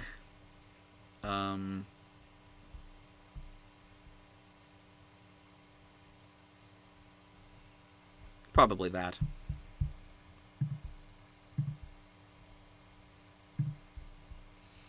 A metal song that would benefit from being heavier. I'm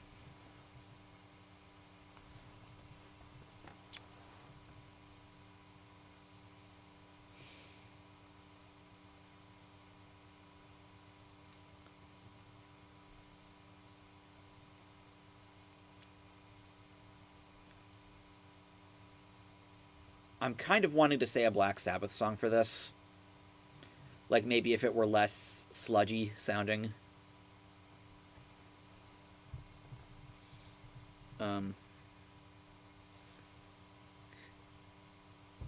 Favorite Simple Plan tunes. I do anything, definitely.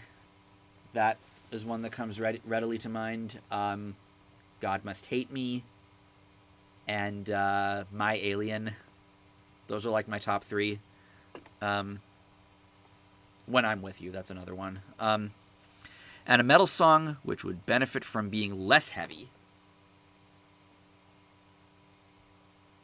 Every brutal death metal song ever. No, I don't know. I don't really have an answer for that. Do you think Mandy Moore was overshadowed by Britney Spears? Probably. The fact that I don't really know who she is probably says as much. We briefly discussed this back when I shared Linkin Park's cover of My Own Summer, but if you were to pick one band to cover another band's song, who would it be for both, and what song?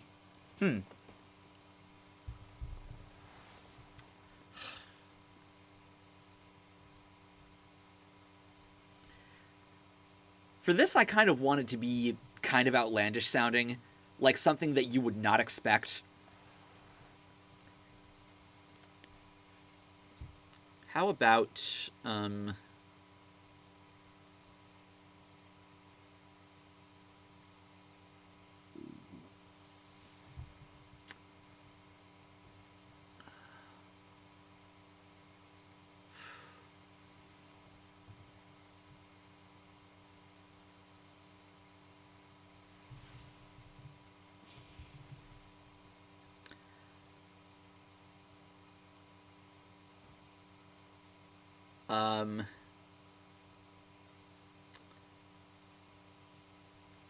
how about Alter Bridge covering Jesus of Suburbia by Green Day?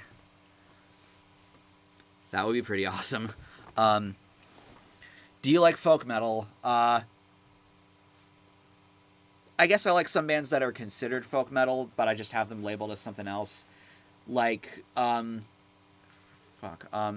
band that comes to mind, I think this is a folk metal band, Jal de Boeth.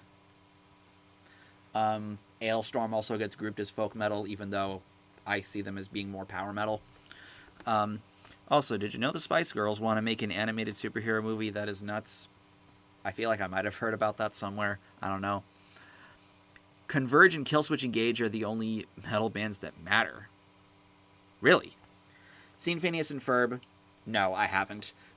Kind of like what I was saying about the I'm Too Old for Kids stuff phase. That was right around the time Phineas and Ferb, I remember that show coming out. So I never watched it. And along with that, I was never a Disney Channel kid. So Phineas and Ferb came out at like the wrong time for me. Only Sabaton would find a way to implement clean vocals into a song with harsh vocals, Twilight of the Thunder God. That would actually be pretty awesome, honestly.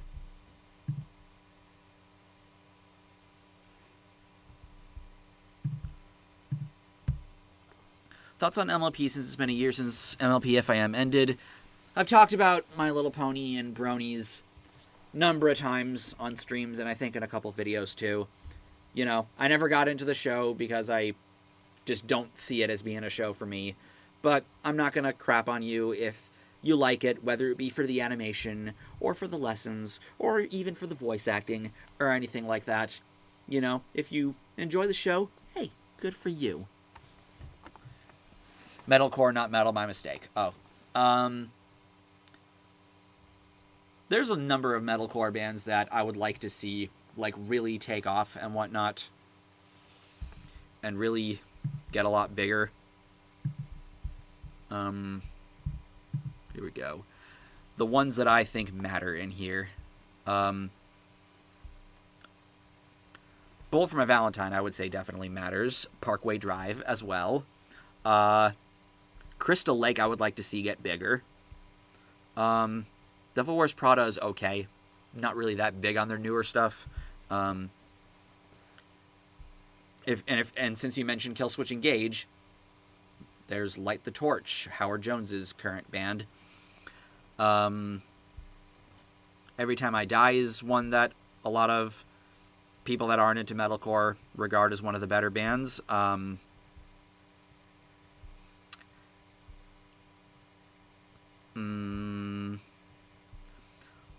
Loathe, I would like to see get bigger. The album they put out this year was spectacular. I would love to see Shadows Fall come back.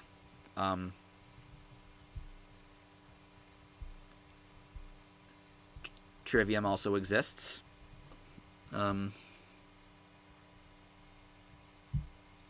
Yeah, those are some of the most important metalcore bands, in my opinion. Been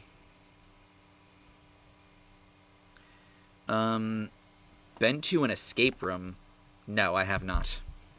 That would be pretty interesting to do. If Converge and KSC are the only metalcore bands that matter, then excuse me as I make loud, laughing Zao noises. I should probably try to look into them. Sabaton covered said song. Oh! Ah. Code Orange. I have them filed under hardcore, not metalcore. But yeah, Code Orange are beautiful.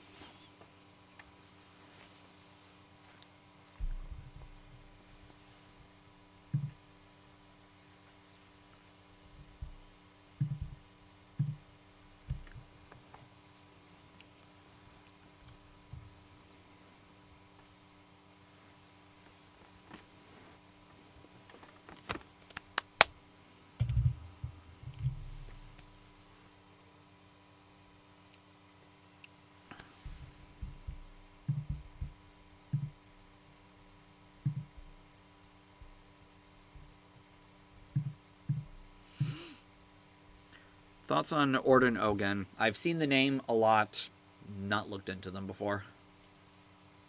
Do you think Norway is the metal capital of Scandinavia? No, I would say that would go to Sweden. Did you hear Code Orange's acoustic cover of Down in a Hole by Side and Chains? No, I have not.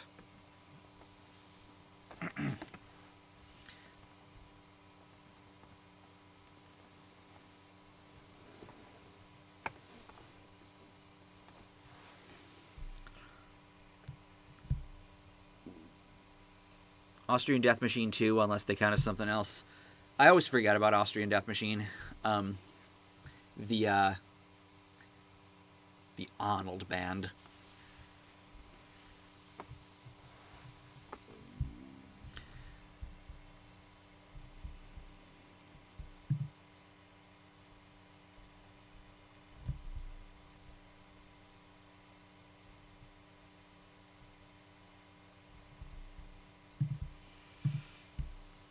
What's worse, College Humor or Cracked? I'm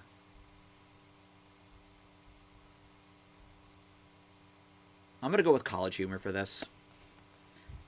Haven't really thought that highly of College Humor in a while.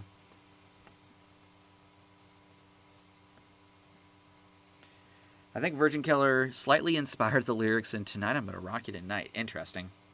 Really. That's an interesting way to look at the song.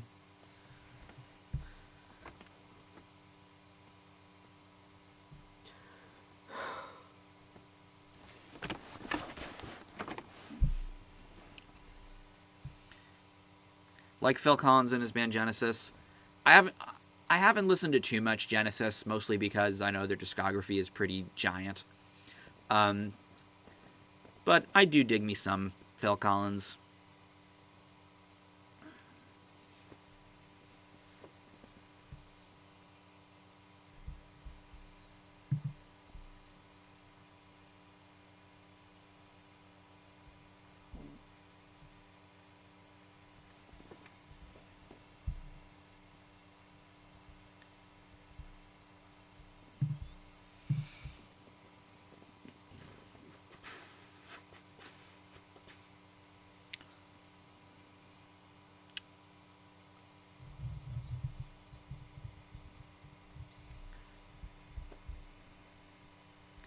Now I have Tonight I'm Gonna Rock You stuck in my head.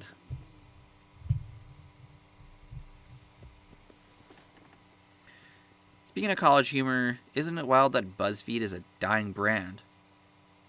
I've sort of noticed that.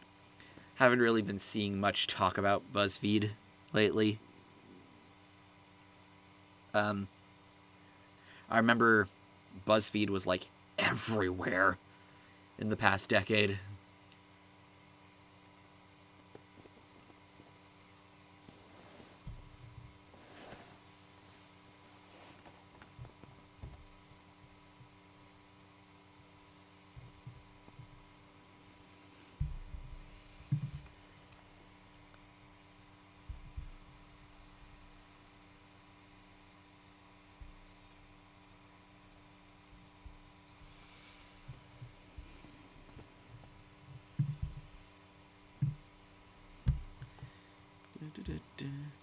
It was also a dead horse until someone performed the resurrection rites in this feed. Oh. Trump went up to 11, speaking of Spinal Tap from my previous comment. Ah. Yes, because South Carolina just came in.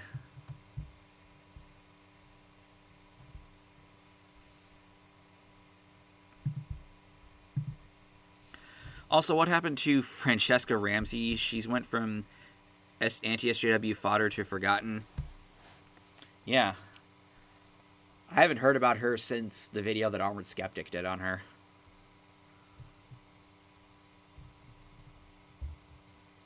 It's really interesting how much has changed since 2017. Stop, please. I only have so much holy water to put these dead horses to rest. Oh, God.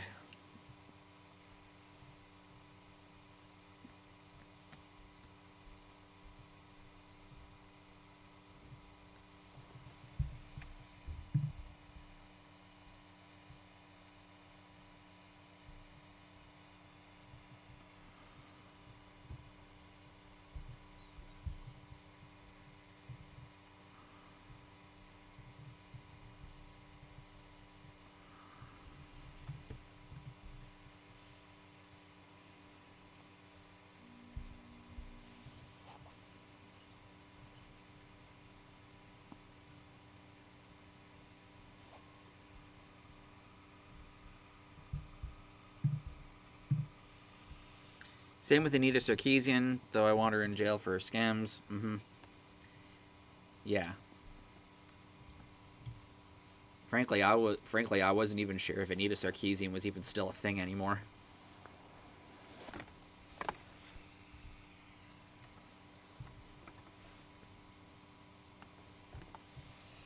Dang it, now I need to get another barrel.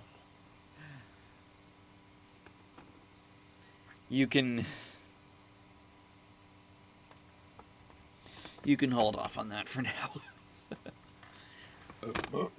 Excuse me.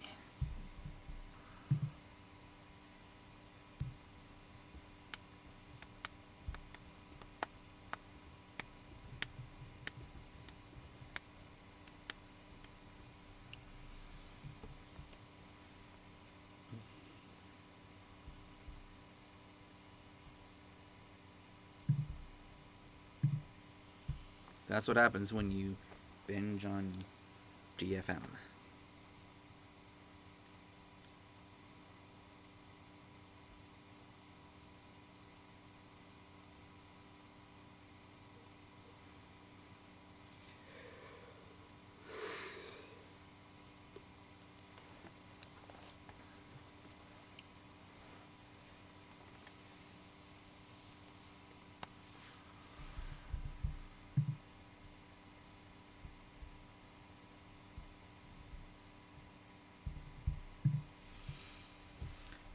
So GFM is a necromancer.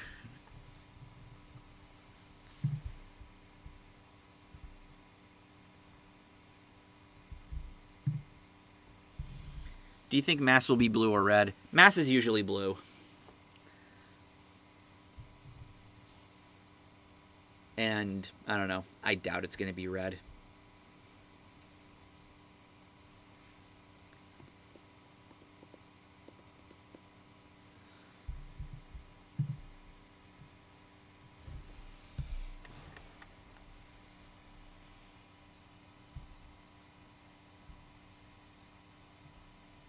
Ooh. 85 to 55 now.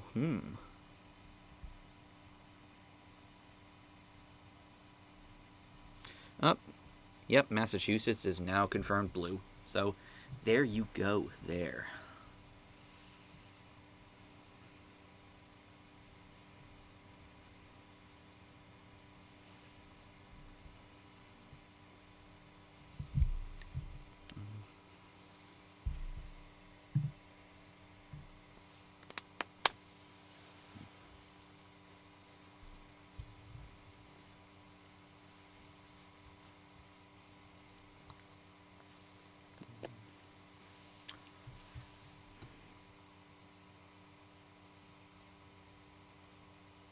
know what?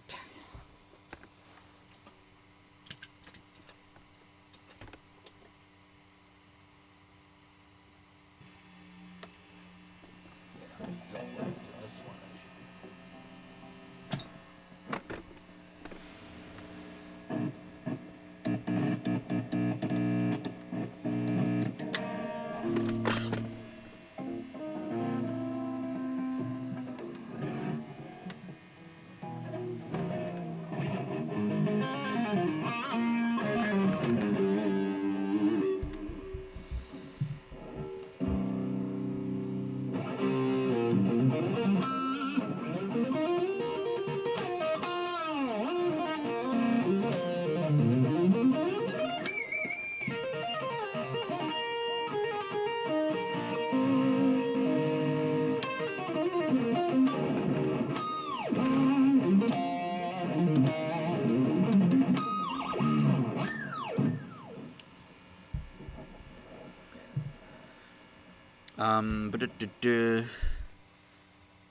Did you say if there are any Doom bands you like? Depending on the answer, I might have some names.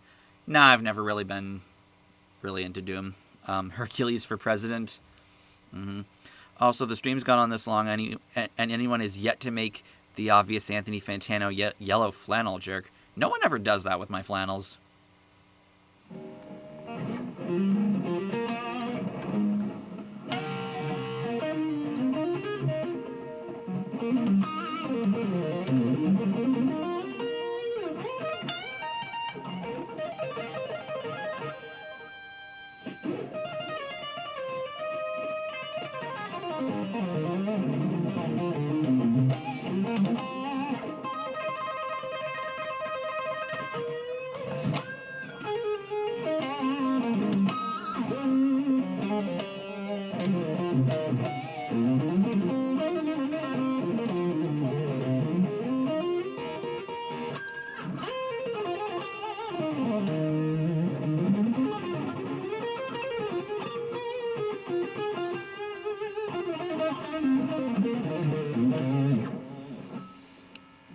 Progressive? Huh, that's an interesting way to...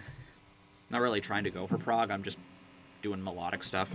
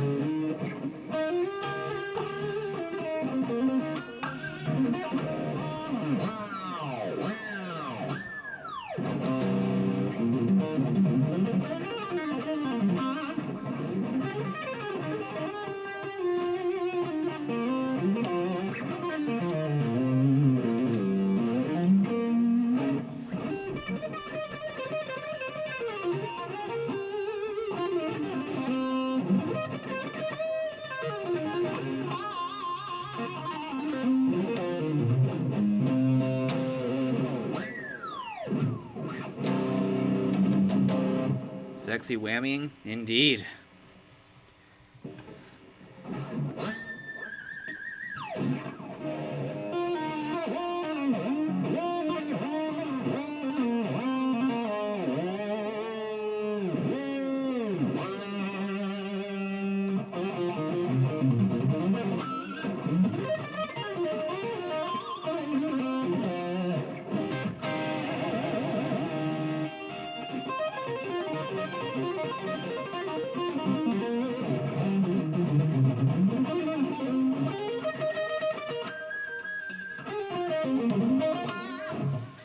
Reminds me, I need to restring your 7. I probably need to restring a lot of my guitars.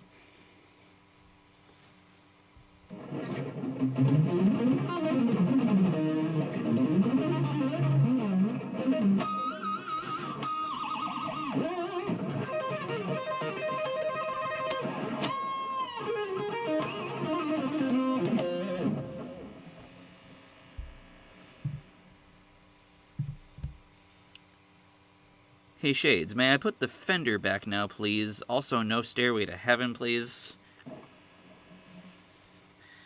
Well, lucky for you, I don't even know how to play that song.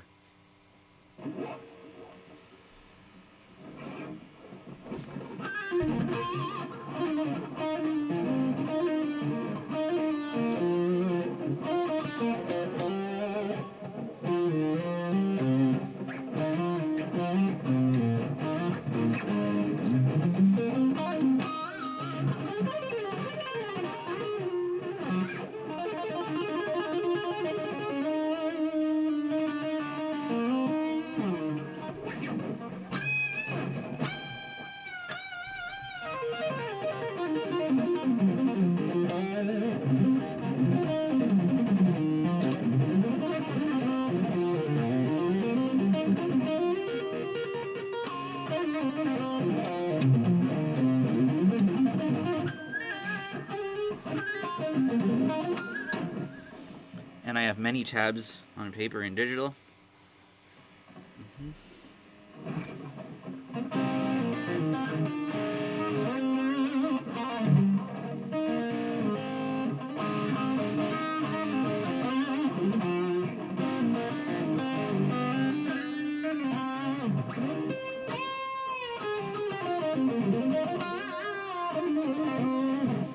At this point, you should call your streams Shades streams and solo sessions. Yeah, it's just a thing I do when there's not really much going on in the chat and I just want to keep chilling and whatnot. Like I said, you know, elections going on right now, numbers are piling up. We all need a good relax, and guitar is one way that I relax. My Floyd Rose 7-string always goes badly out of tune with any usage, so I try to avoid using mine. I am just nasty with Floyd Rose guitars. Doing shit like that, and actually no, that was weak.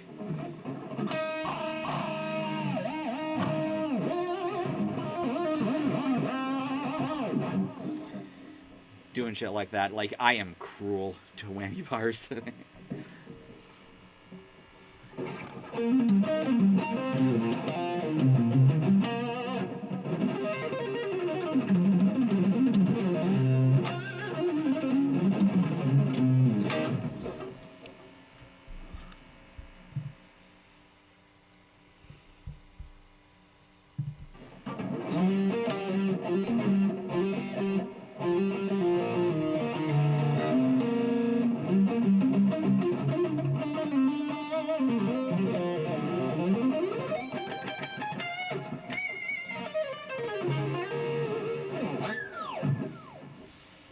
And it doesn't help that my Floyd Rose 7-string is also a 27-inch scale baritone.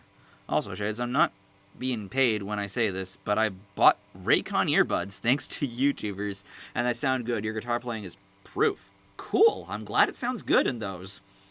The one YouTube sponsor thing that I've ever actually bought was NordVPN. I would love to promote that, but I don't think I'm big enough for them to see any benefit in and having me shill for them. I'm not really much of an earbud guy. I've always kind of hated the way they felt, and people will probably say it's probably just the kind of earbuds you're using, and there may be some truth to that, but I've always just preferred over-ear headphones personally.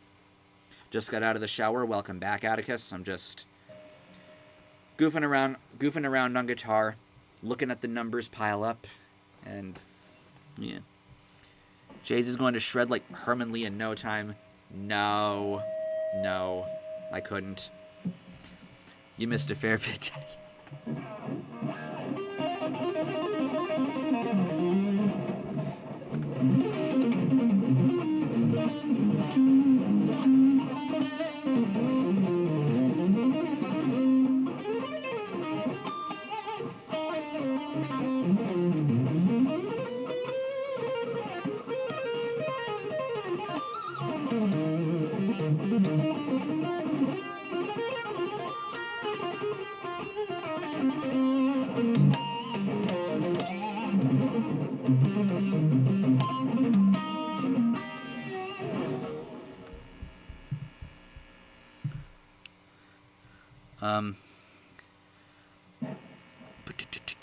I need to be sponsored by Liquid Death.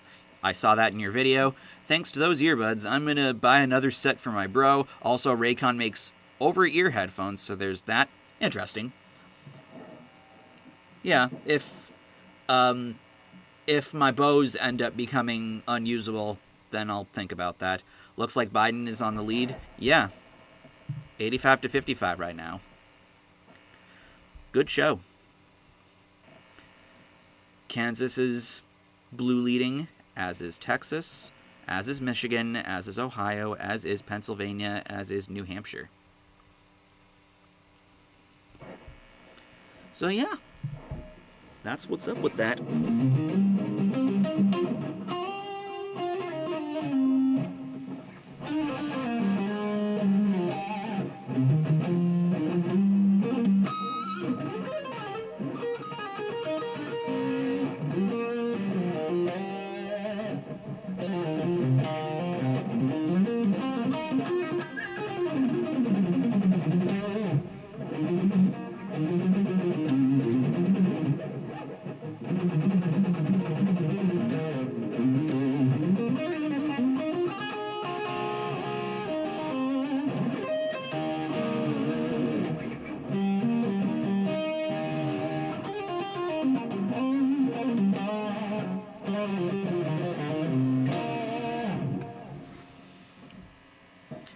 Hey Atticus, to rub it in Dustin's face if Biden wins, make yourself a delicious baked potato.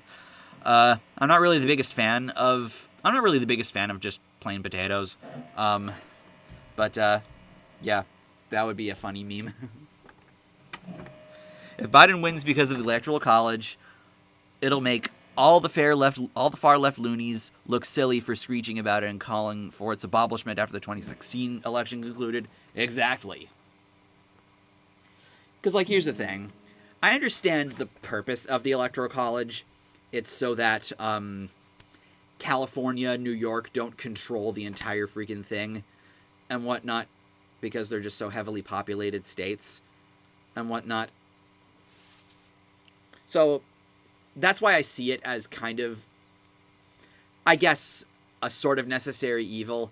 And, you know, I do think that you are spot on there, Coffee.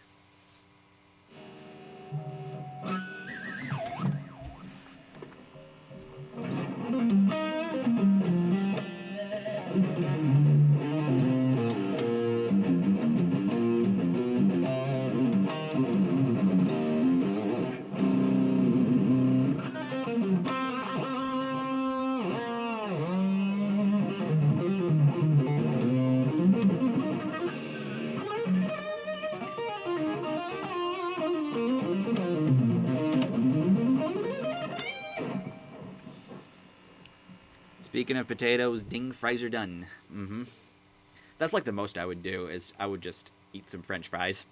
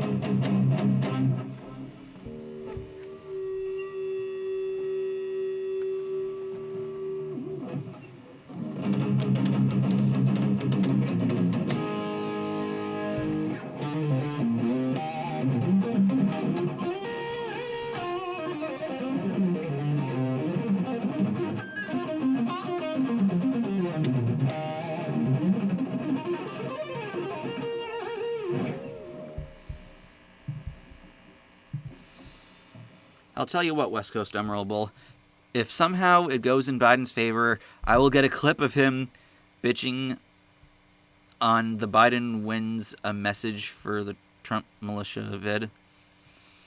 Is that the one you keep in E-flat tuning? Yes. This is in E-flat tuning. My S2 is in drop D-flat. And my 7-string is in E-flat standard as well, with the low B-flat. Hope I'm not making you hungry. Not entirely, you know. Usually 9 is when I start either preparing food or going out for food. And another thing, I told Atticus this, but my state just instated another curfew. Nobody can be out past 9:30 over here. So I see this as sort of a benefit for me because it'll help me to not eat too late so that I don't end up staying up too late. So that is something that'll probably be a thing with me for the next while, probably. Can you play a Disney song on guitar? Probably if I put my mind to it.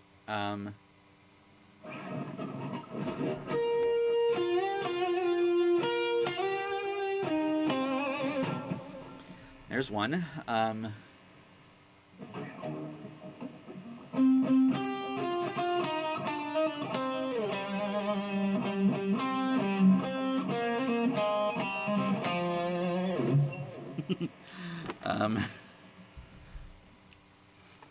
Here's another cool one.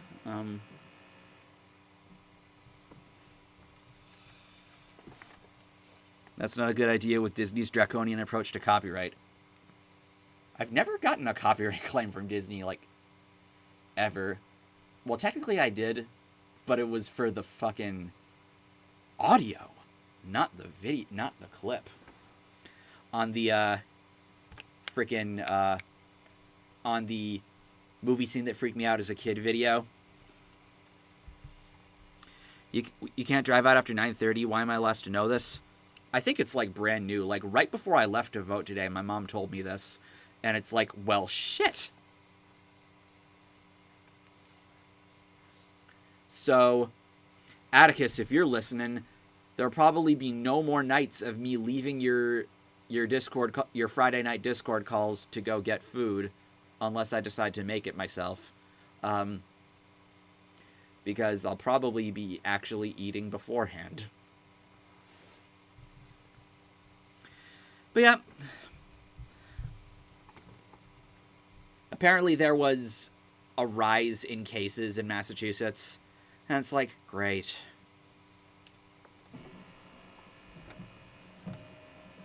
I've been driving after 9:30 here and there. But yeah, restaurants definitely will not be open, like, after that, beyond that point. So, that's what so, it's gonna get me to make some adjustments to my eating schedule. Probably not tonight, but at least this won't stop me from spending on my hunger.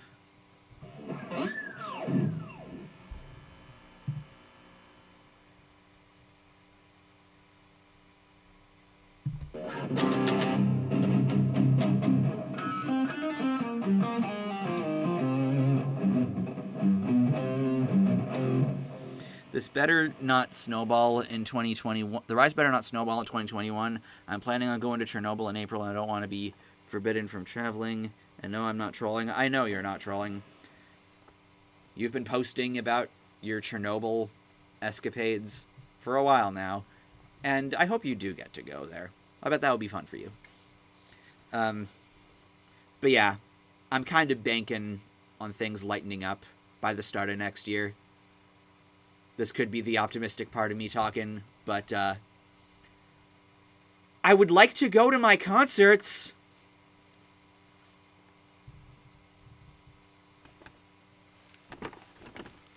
That would be great.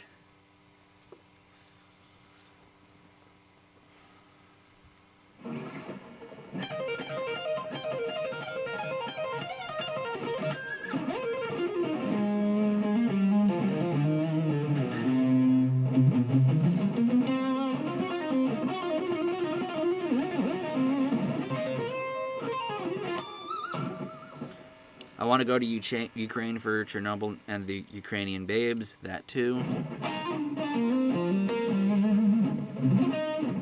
Cough, Symphony X, Megadeth, Dragon Force, my fuck. Yep. Those Rage Against the Machine and My Chemical Romance reunion tours too.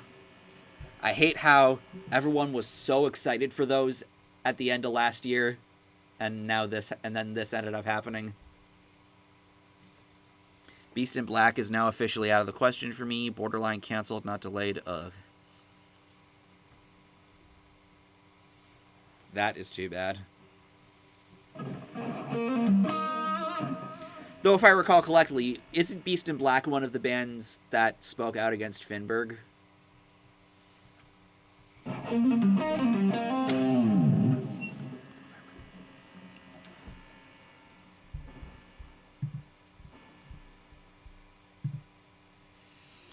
COVID fecked me out of a 1914 gig. I speak to Ukrainian babes that work as tourist guides in Chernobyl. Be jealous, death metaler. That's Mr. the Death Metaler to you. Fuck.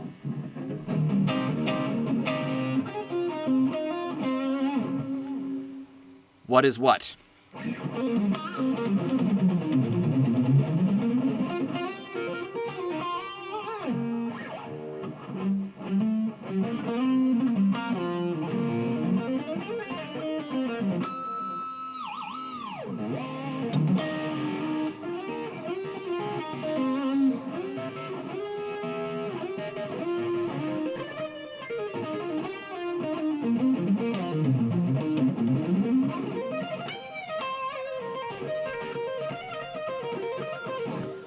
Oh, Finberg. That was the thing that we talked about with Symphony X.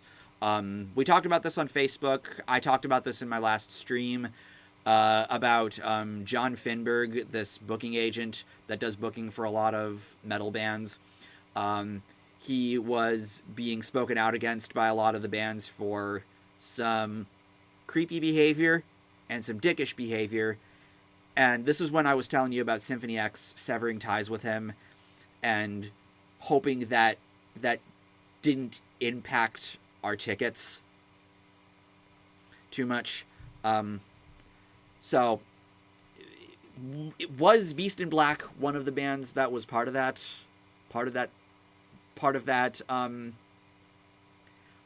it was not just Symphony X. It was a bunch of bands that were speaking out about Finberg. Nightwish was one of them. Hammerfall was one of them. And I think Beast in Black was one of them too. Or maybe I'm thinking of Battle Beast. Yep. This is why, common sense is a very good thing. And it's like, you gotta finesse. You gotta, not go in too hard for the kill when you're talking to the women folk. Because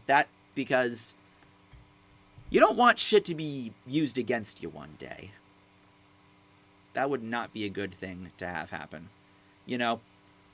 I guess learn from any of the people that you've seen get Me Too'd, even if they didn't get 100% totally canceled. You learn from that and reevaluate how you approach it, and then maybe you won't get put on blast at all. What drives these idiots to be creeps? I guess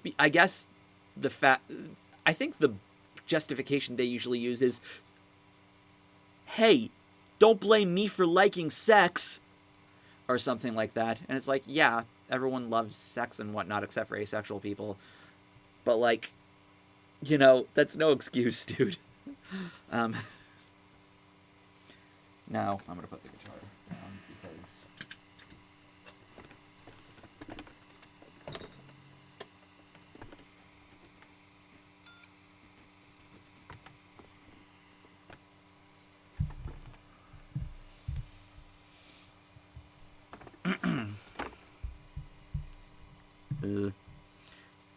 What do they even get out of... Another thing that people like saying about that is they're abusing their power and whatnot. Especially this guy, since he does booking for a lot of very well-known metal bands and whatnot. I'm not sure how much power that really says he has. But, you know, that is another thing that people take into account when it comes to these. It might not be a case of being driven to be creeps, if you ask me. You need to have that type of mindset within you to begin with. Exactly. Like I remember Onision making the "I just like sex" excuse. Can you blame me? I'm a guy. I like sex. Get over it, or something like that. It's like, no. It doesn't work like that.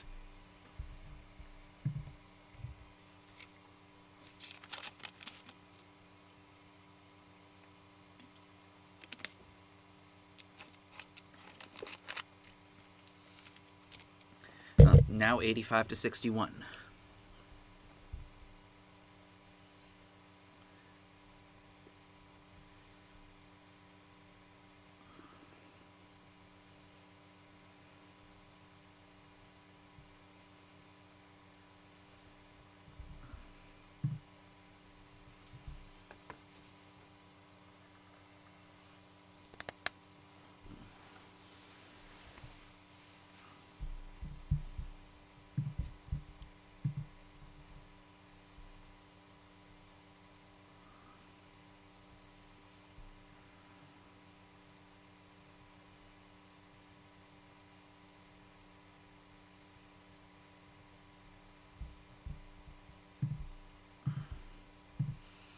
Unironically, someone legit said this. Some people are attracted to... Yeah. That is a thing, too. But like with Finberg, we're not even talking about children here. That's like a whole different story. That is a freaking Stetson excuse. Actually, no, he wouldn't say that. Because to him, kids don't exist. Kyle Fox. Damien encountered that creep a multitude of times. He has encountered a number of people. Or actually, they come to him. He doesn't search them out. That's the scariest part.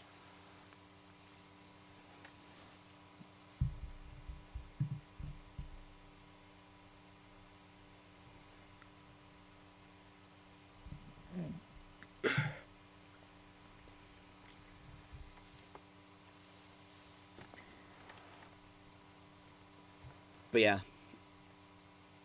When it comes to stuff like this, I really don't like when people say, "It is what it is, get over it," or something like that.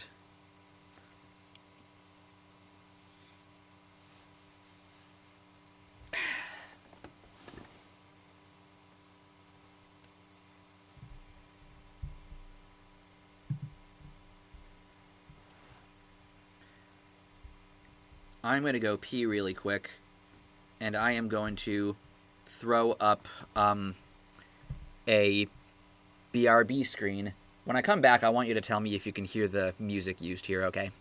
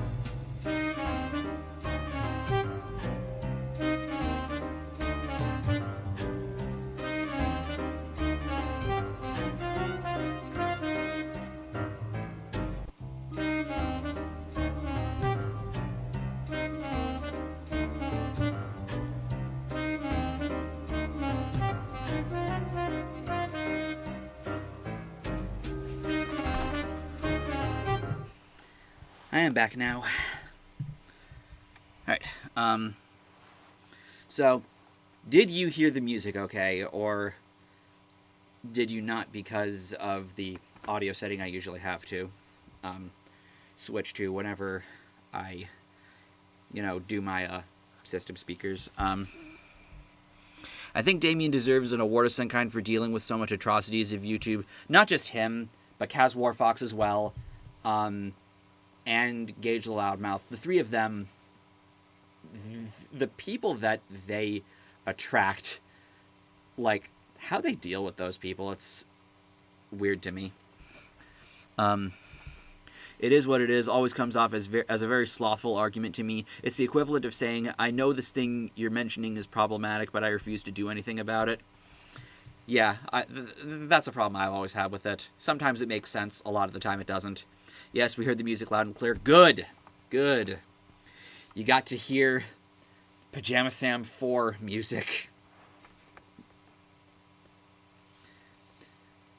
With, like, the most elevator music song.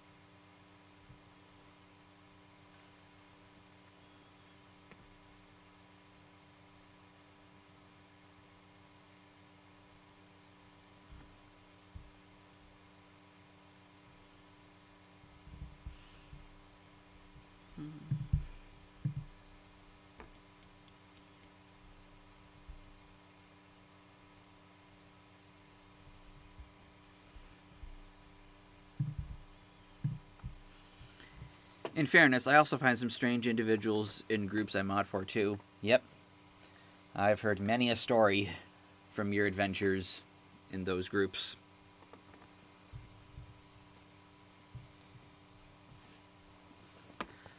Like, let me think of one that I remember.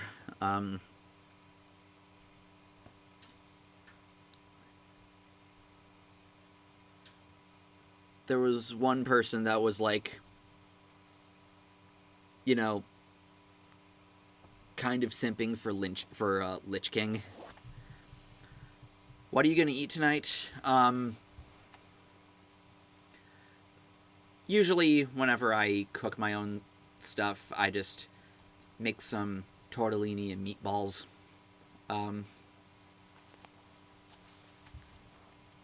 Because I don't really feel like going out tonight, even with the curfew that I mentioned earlier. So I'm probably gonna head to that between 9 and 9:30.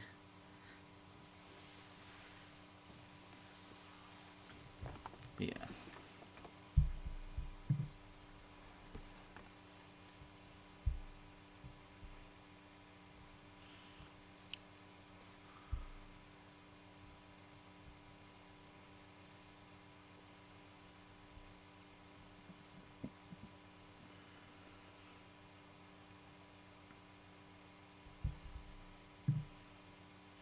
Yes, and he declared a hatred for black metal because Lich King has a song called Black Metal Sucks. Right.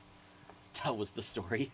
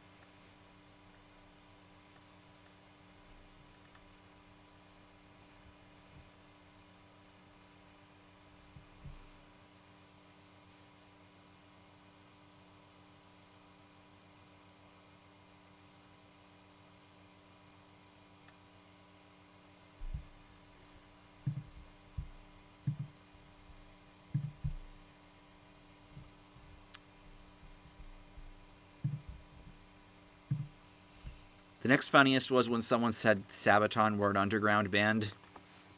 Maybe in comparison to a lot of the more popular ones, but I'm not sure I'd exactly call them underground. You know, it really just kind of depends on what your definition of underground is. Because they aren't played on mainstream radio, therefore underground. That's kind of a that definition is too simplistic.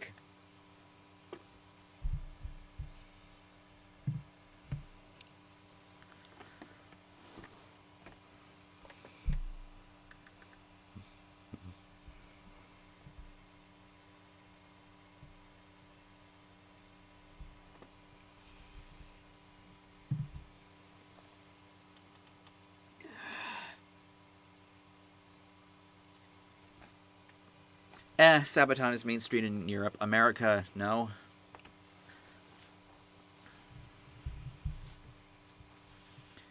So that is debatable. Yeah, again, it really depends on what underground is being defined as. Does it, if it's defined as, oh, they're not played on the radio, then okay. But it could also be defined as having more than this number of followers on social media, or playing at a venue, or selling out venues of at least this size, or something like that.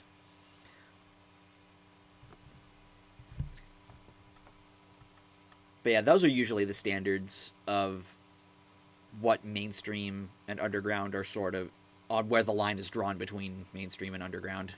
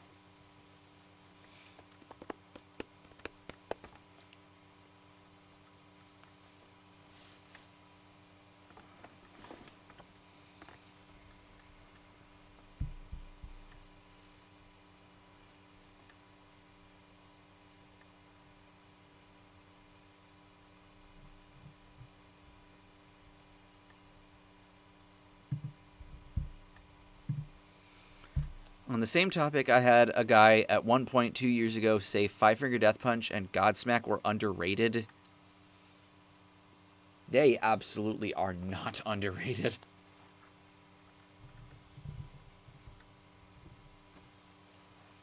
Absolutely not.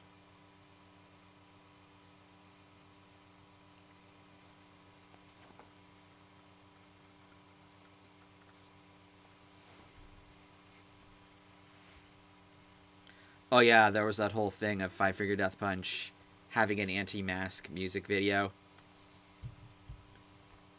That was unfortunate to see, especially after Andy James had just joined the band. And it's like, I feel so bad for the guy, because, like, one of the very first things that happens when he announces that he's joined the band is this friggin' blowback from that anti-mask thing.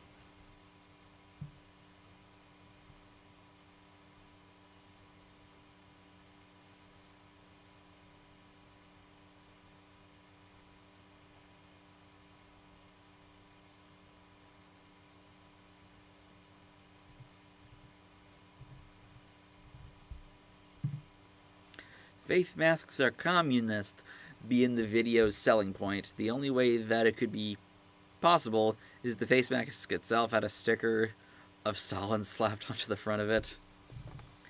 Yeah. I feel like a lot of people don't exactly understand what communism actually is, I think. Wearing a seatbelt is communist. God.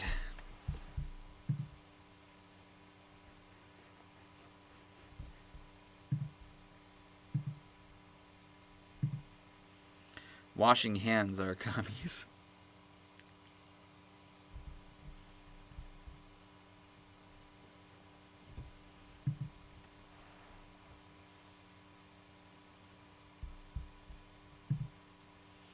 Hydrating is communism.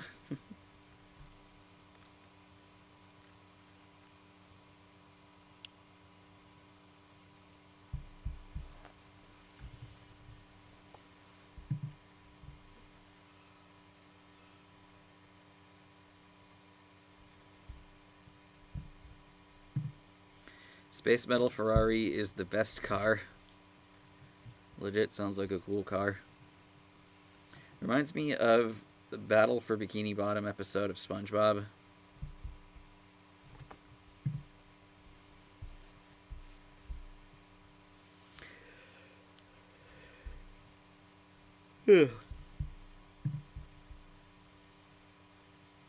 When you think about it, breathing is communism, since we all share the same atmosphere. Angry. Wash your hands. Never.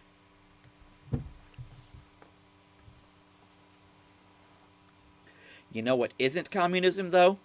Staring directly into the sun.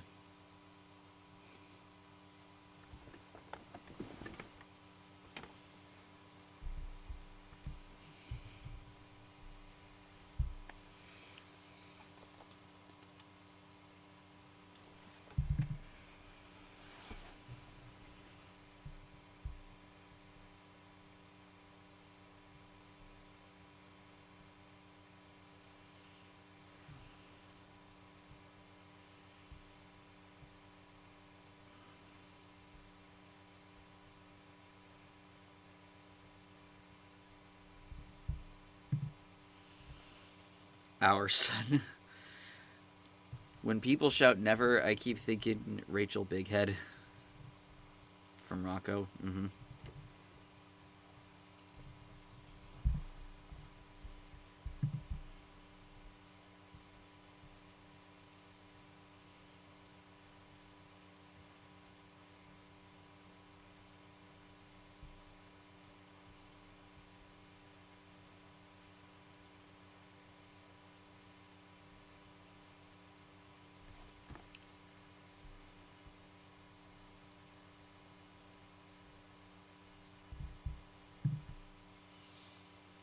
Or Through the Never by Metallica.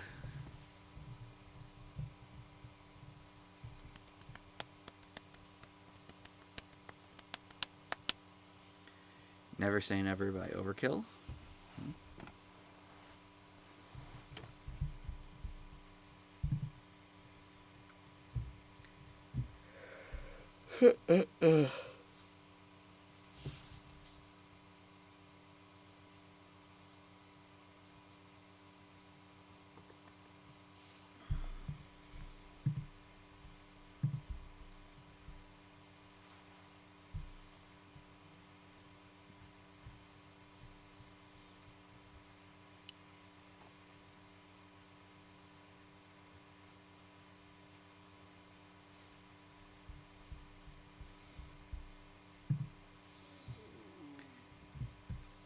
Ha ha.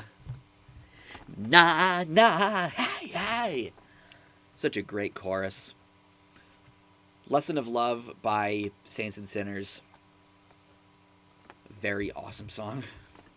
Probably the catchiest chorus ever. I mentioned him earlier. Wild X Hymns political parody videos are all amazing. They are. They are quite funny. In fact, I posted a screenshot of one on my fan page as a meme. And I think I have it somewhere in my screen cap folder. I know it starts with the truth about.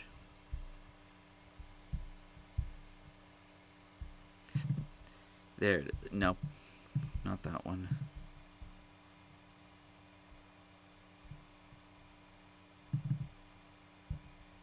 Nope.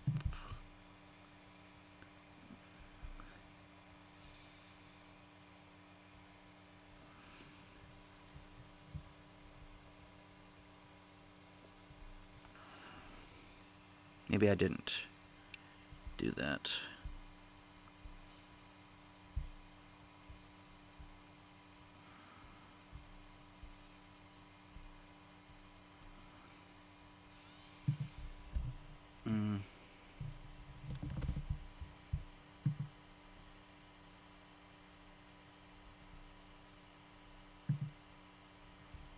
Whatever.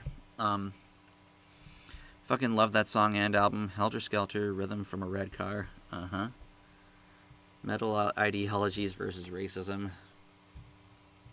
That was the video.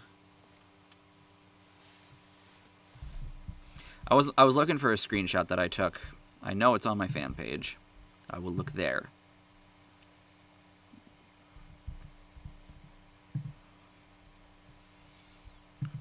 Photos. There it is. White people impressing white people by using minorities as a pedestal. That way they can make themselves look good to the public.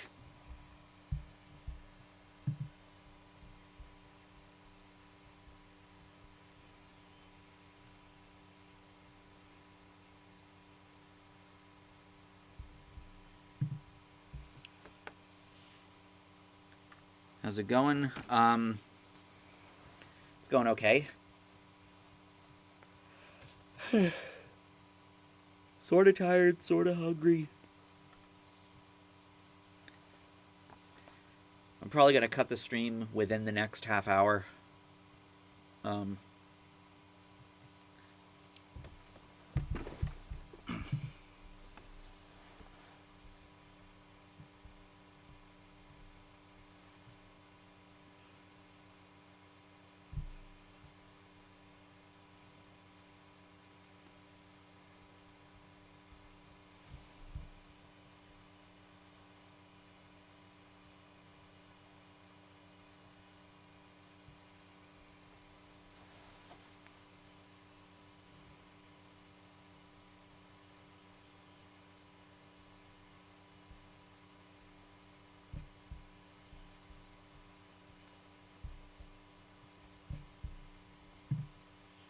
And I just realized the links don't work. Links don't work here? Oh.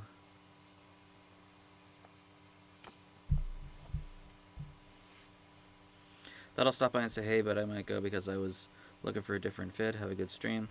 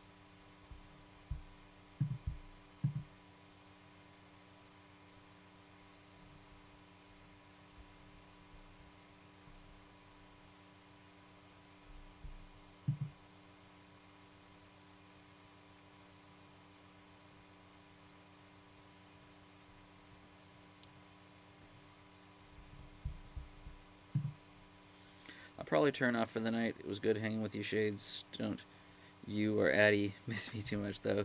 I'm probably going to call it, too.